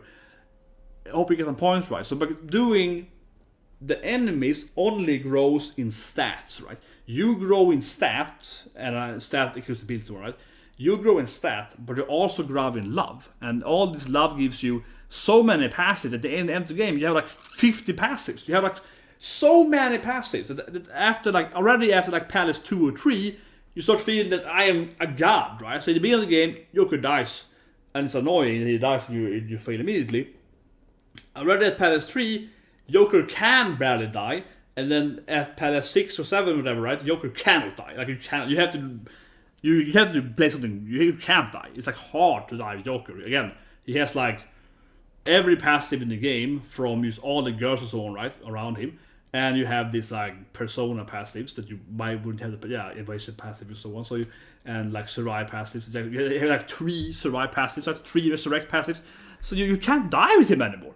You can't die with him anymore. And it's really like, what's happening? You know what I mean? And the problem with that is because the game enemies, especially the normal enemies, doesn't grow with you. You're only growing in strength. And that for me is a really bad design there, because think of that. The enemies in the later in the game, especially the bosses, shouldn't just have more stats.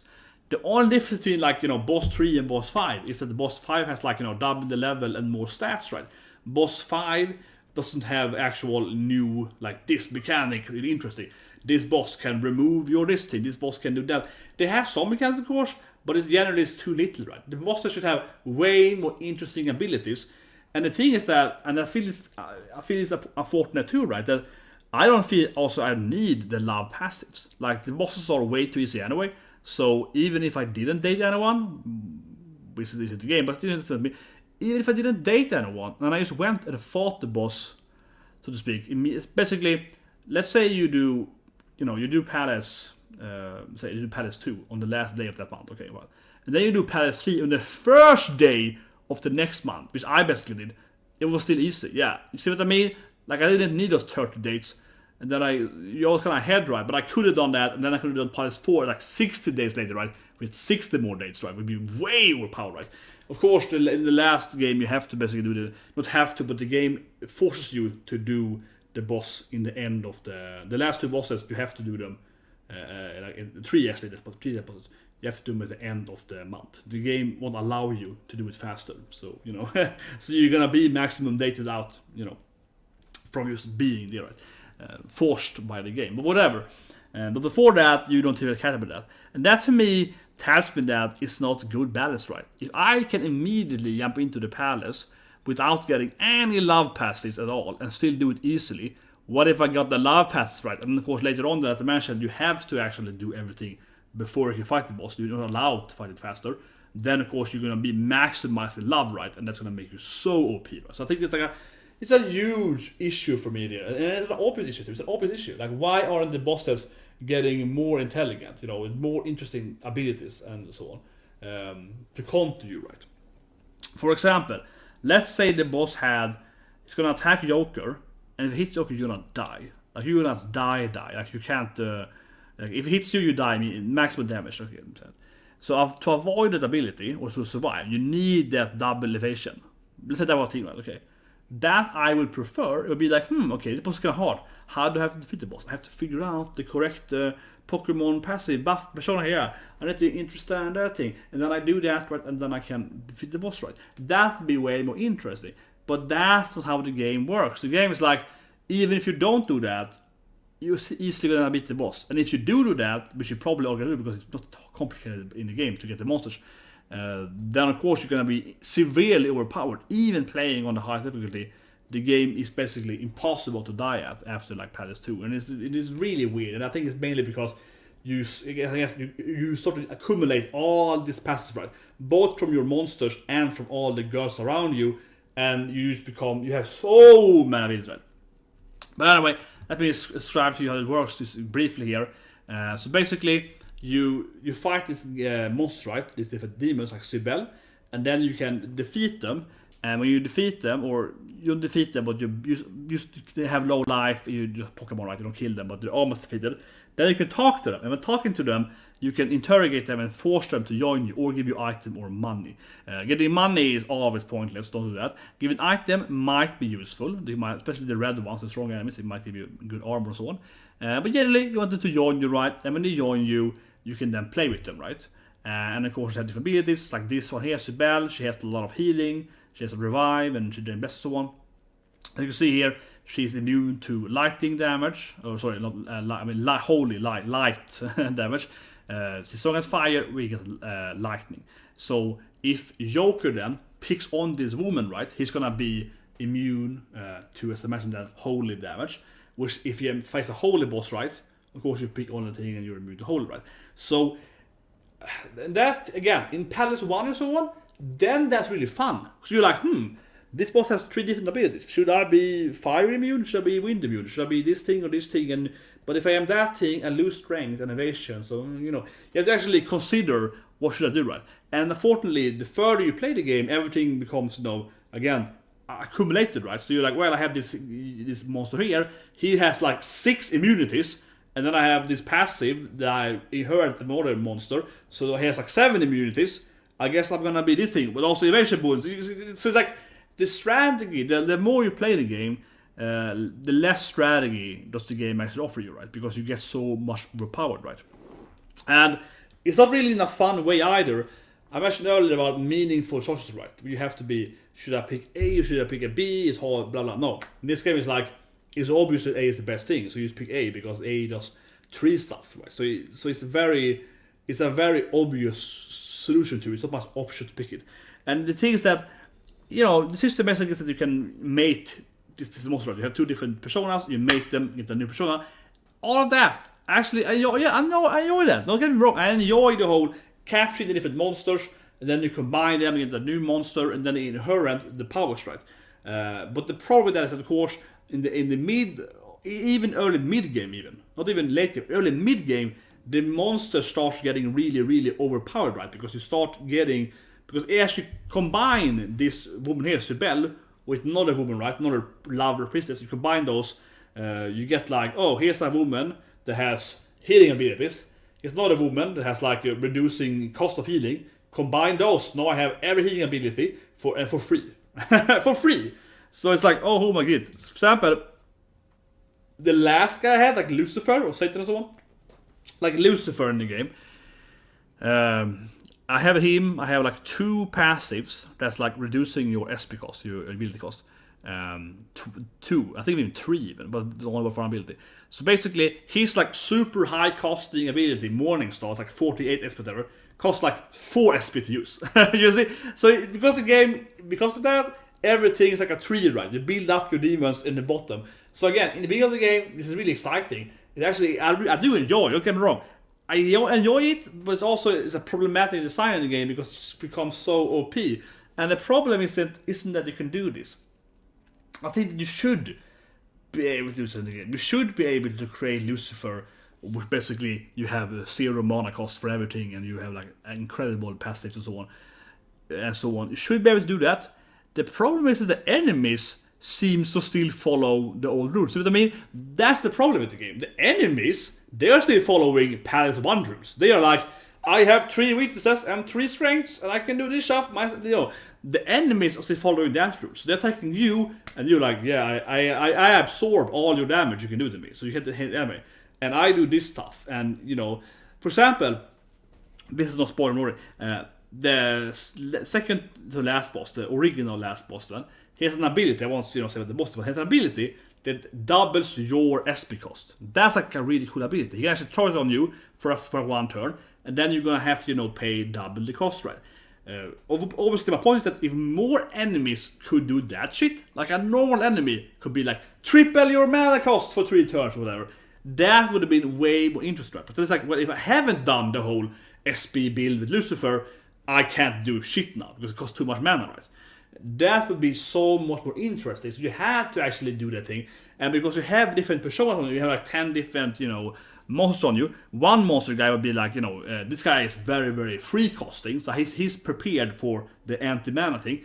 This other guy, he's prepared for tanking and so on, right? So you have to pick that, but not really now. So you can end up. So the more you play the game, the more OP you get, right? And the more the enemy, you can ignore them, the strength and weakness, you can kill them anyway. And then the bosses are not following them. It's kind of a weird mechanic thing, and it feels so strange. But yeah, the whole monster thing is cute. I like the whole system. You if you defeat an enemy or almost defeat them, then you talk to them. You're like, give me your money, and you're like, you take a gun and like, give me your shit, yeah. And then the enemy's like, oh, okay, please, I love you. I will be your slave, yeah, and so on, right? And of course, all the enemies, like half the enemies are like super sexy waifu. Don't get me wrong, guys. Okay, don't get me wrong. I didn't talk about that in the waifu thing, but of course, most enemies are super hot waifu, right? Like either the enemy is some crazy demon-looking thing, or it's like a sexy waifu, with big up high, nice ass, and they're like naked or whatever, right? So half the enemies are like sexy demon girls, and the other half is like angel girls, So I mean, yeah, the game is like cray, right, from that aspect, right? Unfortunately, with Sibel, this woman here, you can't actually rotate her. You can't rotate her. Like, you have other girls, you can actually look at them from behind, right? With this woman here, you can't actually look at her buttocks, which is a straight thing. I have tried, seriously, for its purposes, right? No, but seriously, so almost every female character in the game, the monsters, you can rotate the camera, right, and look at their, at their family, right? At Sibel, because she's kind of like flying there with her butt in like a weird, so you can't actually look at her buttocks. Like, she's one of the few characters you're allowed to rotate and look at her nice figure. I'm just saying, what the hell, game? Like, what the hell? That I mean, immediately when I got to bed, I was like, rotate, look at the butt. I was like, I can't look at the butt. Oh, crap game. -10 in score. No, but seriously, I'm not even joking. I mean, I'm joking half-assed, but like, no. To me, it's kind of silly that you have a few characters, and especially a few of the female demons, where you can't actually look at their different parts. It's like, I mean, I am playing the game probably for that reason. I mean, you saw that other thing, Mara, right? It's a freaking PP, right? So, I mean, that thing is fine, but I can't look at her buttocks. Like, what the hell, game? Yeah, like, what the hell? I mean, honestly, I mean, I'm a little overkill now, but I honestly feel that when I saw I couldn't look at her butt, I was like, that's like a minus for me. It is literally a minus for me. Not a joke. I mean, I'm trying to be serious here. Like, no, that was annoying because I was like, why can't I like have they censored that? Is that censored? I mean, I have to assume it's censored, right? Because she has a very revealing position, body form and position. So I was like, I guess it is a censorship, right? I guess so. They're self-censored because other female demons and aliens and so on, you can rotate and look at their stuff. So what you can't with her. It's like her and 3 other characters you can't rotate. So it's like, I guess they actually are self-censored in that aspect. And obviously reduces the waifu meter, right? The Pokemon monster furry waifu meter there. But it's a big part of the game though, that I have to say that immediately. It's frustrating, guys. It's frustrating because I do like the whole catching monsters, right? I like Pokemon. I'm a huge Pokemon fan. I played Pokemon my whole life, right? I played Dragon's Monsters so on. So I like this JRPG Pokemon similar games. So I love that. I love the design of man of the enemies because they are crazy goddesses and demons and so on. And they're following, different mythology, and they're like, most of them are very not censored, right? They're kind of like, they have the guy with the big thing, and they're like, oh, yeah, you have the guy with Belfamor on the bathroom, in the bath, and sitting there and taking a crap. And so it's crazy. So all the demons are cool, the cool design, the VFX is fine, and I do love all the showtimes, okay? So a showtime is like this thing.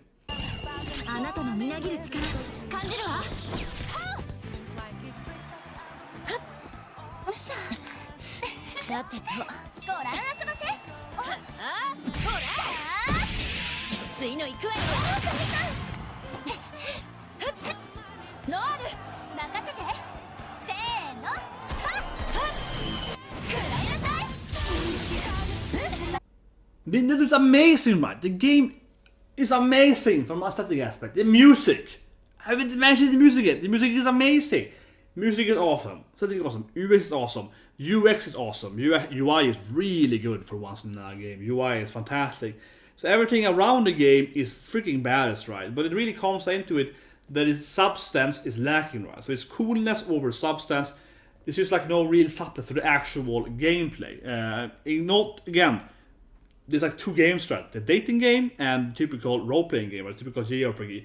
And the JRPG is just not fun, right? It's just not that fun. And it's disappointing because I say it again, when I started playing the game, the first palace, I really liked it. As I mentioned, right, second palace also was pretty fun, but after that I felt like now it's not that rewarding doing palace anymore. It's too easy, everything dies and so on, right? And the mementos, probably brushed over a few times I feel, but the mementos in the end, I was like, I'm only gonna do if I have like 4 or 5 at least, right? Then I'm gonna ignore all the enemies and I'm just gonna do this thing and go out again. I don't need the XP anyway. So it's the battle. You could have done so many different stuff with the battles. For example, let's say you have an enemy. I mean, I can say it forever, right? But you have an enemy to this thing and this thing. The enemy should have so much more interesting mechanics. Unfortunately, as I talked about, of course, several times now, the enemies more or less just get like, wind 4 and then wind 5. They don't get like, I can throw this wind sting, and if I do that thing, this character is removed from the battle for 3 turns and so on. That doesn't really happen, right? And then, so they never enforce you to use your other passive and so on. So, I'm gonna score the game, right? It's a hard game to score. I will easily give it 11 out of 10 for like a waifu review, right? 11 out of 10. Everything is anime, right? Everything is like, you have all the different characters, right? You have, again, right, you have the Kohai, the Imoto, the Senpai, the Mama, the sister, the Oneshan. You have everything, stepmom, it's basically the whole freaking harem ecchi game, right? Doesn't really wear. It's a little formulaic though, I suppose. I still really enjoy all the character design and aesthetics, and I like, that it's easy to understand. Anne is hot and red, right? She has fire magic. Morgana's a green scarf, green magic, right? Wind magic, Ryoji has the lighting here, all that good stuff, right? All that is great, and as I mentioned again, I have only briefed on that, right? But the music, as I mentioned, and so on, those types, it's really good in the game. The UX, though, has some issues. For example, that I have to replay the whole thing with Chihaya, right? The Chihaya thing, you amp up your love, right? But why would you have to go there every day? That kind of UX stuff feels unnecessary, that I have to talk to a single person every day. I did the math on that.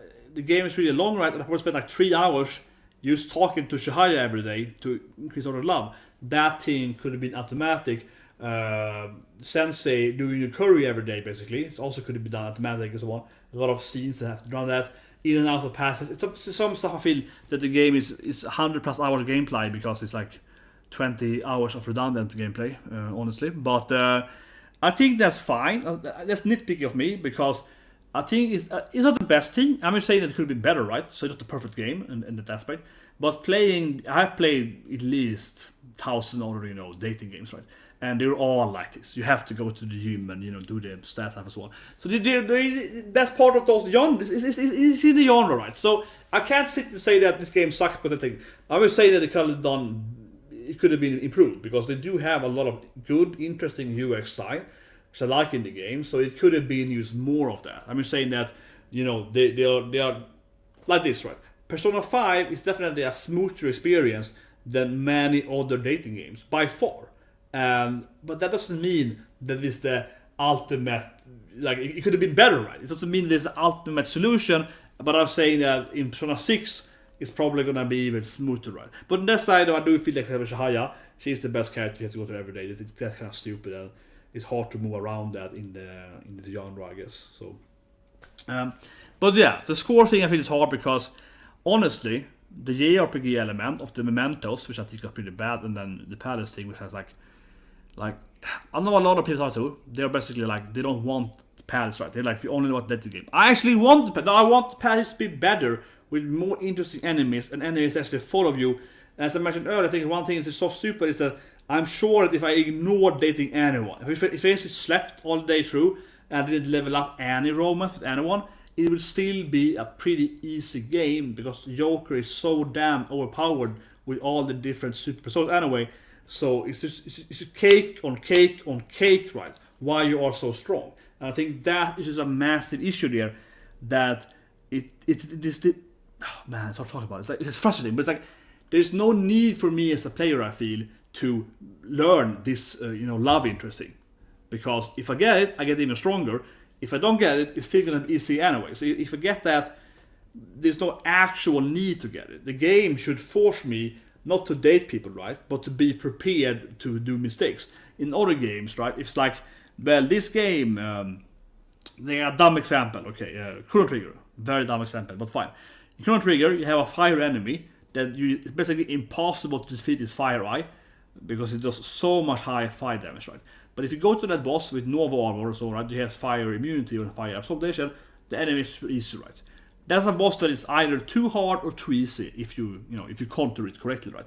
And that's typical for many games, of course. But this game here is like you are getting a lot of counters against nothing. See what I mean? It's basically like in this game, it's like there is no super high fire damage enemy, but I'm still getting fire immunity from my love ramens and my personas. So instead of having like, okay, the game has like 50 bosses, right? And I have to figure out the 50 minion bosses on how to defeat them all, different stuff, and yada yada. It's more like and which means that there are 50 different passives that I have to utilize in certain different ways, right? For example, it's very big, of course, but let's say in that case. In this game is that you just get those 50 passives, and there's actually no enemies to actually you need them to. And then you end up fighting the other enemies that don't actually have any really dangerous abilities, and they're so easy, right? So it's kind of like you have this idea of if I'm gonna to create a cure, right? To become this, I'm gonna save the world, right? Like do the thing. You first have to create the monster, right? That's kind of a philosophical idea, right? In movies and games, so on, right? That's like I wanna be the savior. But I can't save the world from nothing, so I have to create the issue, right? For example, Mission Impossible or something else. I want to spoil it, but that is a typical thing, right? Yeah, typical evil kind of plan thing, right? But in this game, then obviously my point here is that this game is designed in the opposite order, right? You're getting all the cures against the monster, against the evil, monster that across the world, but then that monster doesn't appear anyway. It just appears like smaller, minor guys. So you have all these amazing abilities, and they can't do shit against you, right? So I'm gonna give, honestly, and I don't feel nice, but I'm gonna give the combat of the game. I liked it in the beginning, and then I also it goes like that, right? So I'm gonna give it a 5 out of 10 in combat, not the whole game, in combat, and then I'm gonna give the whole game 8 out of 10. Okay, 8 out of 10. That's my final score. Because I feel like I'm really loving all the characters, right? I'm loving the drama and the relationship, and I think the story is pretty good and so on. And I love all the ideas and the attitude of it, right? And the game is so. I mean, again, I haven't really tossed that in this review here so much, but the music is like 10 out of 10. The aesthetics, all the cool cutscenes and stuff like that, and how they're talking, how they're showing different scenes, how you move out in houses, different loading screens, all that stuff is like 10 out of 10, seriously. I can't say how much I love the UI more than that. It's just this might be the best UI I have ever seen in a game, like literally. Like I played, thousands of games in my life, right? And Persona 5, I would say is probably the best looking UI, from a UI, user interface aspect, right? Not from graphics, but from user interface aspect, it might be the best game ever in history. Like it's just such a good UI game. I haven't thought about that much because I feel it's just so obviously amazing. So I'm like, whatever. I'm just a whiner, right? No, but like, it looks fantastic. So all that stuff is always fantastic. And the game is, the Persona dating game is fantastic, right? And the battle isn't actually on paper bad. It's just on face value, it's amazing. But then you play it for a few hours and you get pretty bored by it because it's just so easy. So it's really started out fantastic. If the game was like Palace 1, the whole game, this might be the best game I've ever played in my life. But now it's like, no, after Palace 1, it steadily goes down in how much you're enjoying the battle. As I mentioned, the mementos, I feel I'm just ignoring all the enemies. Like, why would I fight them? They're so easy anyway. They're always lower level than you. They're always like the last palace, right? They're always too low level anyway. You ignore them. You just kind of get the mission done. You're only doing the mementos when you have at least like 4 or 5 requests, right? So that whole thing is just completely ignored, and the stamp thing is badly designed because it's randomized and it's stupid. I actually did phone them anyway. I just went up and down with Futaba onto the screen. That wasn't very fun actually. That actually was pretty badly implemented. And also they're really ugly. They're really ugly too, right? From having these palaces, because the palaces, the gameplay of the palaces, as I talked about here, aren't the best. Right? That's the weak spot of the game. But actually the mentally weaker, right? Because the palaces looks really good. The palaces, they have really cool aesthetics, crazy ideas and so on, especially that fast, crazy mental things. They look really cool, and they kind of represents the bad guy's heart. I want to spoil it, but yeah, this stuff is really interesting. But the mentals are just like black, dark, or green, or bluish or white, one of them backgrounds. They're super boring. Like, couldn't they also be more crazy? Couldn't the memento also be random for that matter? Because you're randomizing the terrain, which I mean like different paths.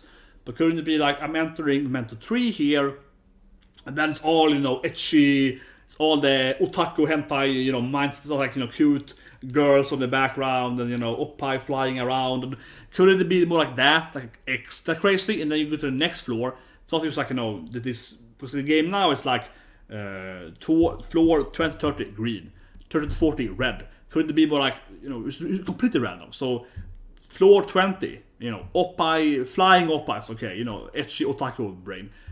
21, okay, so kind of, evil, stern mom with like beating their, what I mean right there.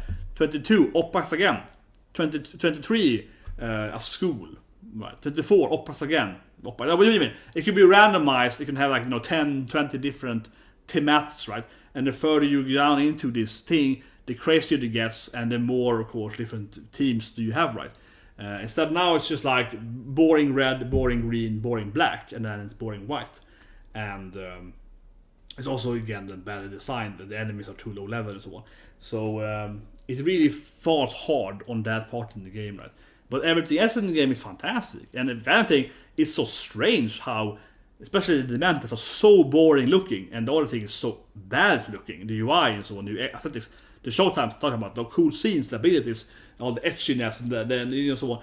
all that is fantastic. And then the other things like, man, it's pretty boring. So the Ventus are even boring on an aesthetic level. Everything else in the game is like perfect in that. And then generally, of course, the gameplay is just high wired. The more you play it, the less you like it. And I think it's so obvious that the biggest thing is that they have this mechanic, which are very interesting. The whole elemental combos are the battle pass, which is really fun, and it looks fun. And they're like, yeah, you go, girl, you go in, all that stuff like that. And then when you fight a boss, like most bosses in the game, it's like 2 of them, but the other bosses are just completely like ignoring that. So you have almost 2 different gameplays in the game, but not in a good way. Not like, in a Suikoden where it's like strategy, duel, or typical gameplay, right? Or so on, right? Actually different, like a Sega Frontier, team battle, or single terror, like combo things, so on. Interesting. This game here is like elemental combo team things, and then it's like, oh, same character, but the elemental battle thing is just ignored. So it's the exact same thing with less mechanics, right? Basically, it feels like 2 different gameplays, because one of them is like it's a game. The other one is like, oh, it's the same game, but they removed like 5 mechanics, so it's just like less of everything, right? And it's more boring, and it turns into this like spank and tank, buff, debuff, heal thing, right? And it's also very easy because the thing is that because the boss, this is my last point here, because they know that they have removed all the intelligent mechanics on the boss battles, the bosses also are boring because they don't have that many cool mechanics. Only I think the last 2 bosses are interesting. Because they actually have mechanics where the game is like, we have to do this thing, right? Because the designer knows that the boss can't be too crazy because we haven't given the boss any weaknesses, right? The boss has no weaknesses, so we can't make the boss too crazy. That's boring, right? The boss should be crazy and have the weaknesses. That would be very interesting, and it's so clear, and it's very disappointing. By the way, 8 out of 10. That's the final score, and I feel I'm actually being nice here because I do think I'm valuing the smashing more than I'm valuing the other thing. I still really enjoyed the game though, but yeah, it's like a little bit where I felt that, man, I should have used like it's a little bit like, I probably would have enjoyed just all the narration and so on just without the fights, like. And as I said earlier, I did actually I did watch anime actually at playing the game. And I'm feeling I'm almost getting the same satisfaction, right, from watching the anime as I'm also playing the game. Not entirely, because I do like the whole dating and figuring out what should I do with smashing, and it feels much more immersive, right? That's why the palace also feels like it's kind of in a way. Sometimes you just want to go on a date. It's like, palace, I want to smash my sensei. I want to have sex, with this guy. So it's like, I guess I do the palace, right? It's kind of like that sometimes, definitely is. Again, I don't want less passes. I want better actual fights in the passes. Otherwise, I think the passes are cool. Actually, I think they have the nice amount of area space, mini games, and the puzzles are pretty fine too. But the puzzles are pretty good. So I actually don't mind the palace design and how they look, right. The mental stuff I think are bad, but the palaces are actually good. I think the actual fights and the boss fight are boring. Even kind of boring. So that's a problem. But as I said though, in the beginning it was fun. And actually, figuring out how to get all the secrets and so on, it's pretty fun too. The whole puzzle thing and so on is pretty good. That's why I'm giving it an 8 out of 10. If the palace was bad, if the palace were like, oh, they're boring, they're bad at design, no interesting mechanics, no interesting, ways to go around, no items to find, then I would obviously score it lower as well, right? Because for example, I throw it out here, F15 example. Horrible dungeons, right? You enter them, the factory dungeons, and they're all empty. There's no items to find. It's super boring. Like, why am I, this game here? If you go the wrong path, you find an item. Right? That's how it should be, right? So you're playing. So the whole level design is fine. It's fine. Not the best thing I've ever seen, but again, I haven't talked about that so much. But yeah, the level design in the paths is fine, right? Meant to are horrible, but like the paths are great. The problem is the actual fights in the palace, right? It's not the actual palace. It's the fights in them, and the time to beat the palace, I think, is fine too. It's just, again, the actual fights, right, against the enemies after Palace 2 or so, roughly. I think still Palace 3 or 4 interesting, but after that, man, you're a god at the Palace 4 or 5, so you're a freaking god. So the fights then are really boring, and that's the problem, right? The actual engagement with the enemies, not how it looks, not the music, not the aesthetics, not the level design, not the UX design, not the UI design. It's amazing. It's the fights. So, and that really lowers the score. And the secret bosses were too easy too, for that matter. And they were really, as I mentioned, you just play Haru and they're easy to handle. But anyway, that's the score, guys. 8 out of 10. Press the like button, press the subscribe button. Right, one day I will finally do the Fire Emblem review. We go over every damn waifu and husband doing that game, because we're gonna sleep at every that game, right? And so on. And yeah, I don't know what next game we're talking about. I haven't figured it out. Maybe go stream it. Who knows? Subscribe and you will find out.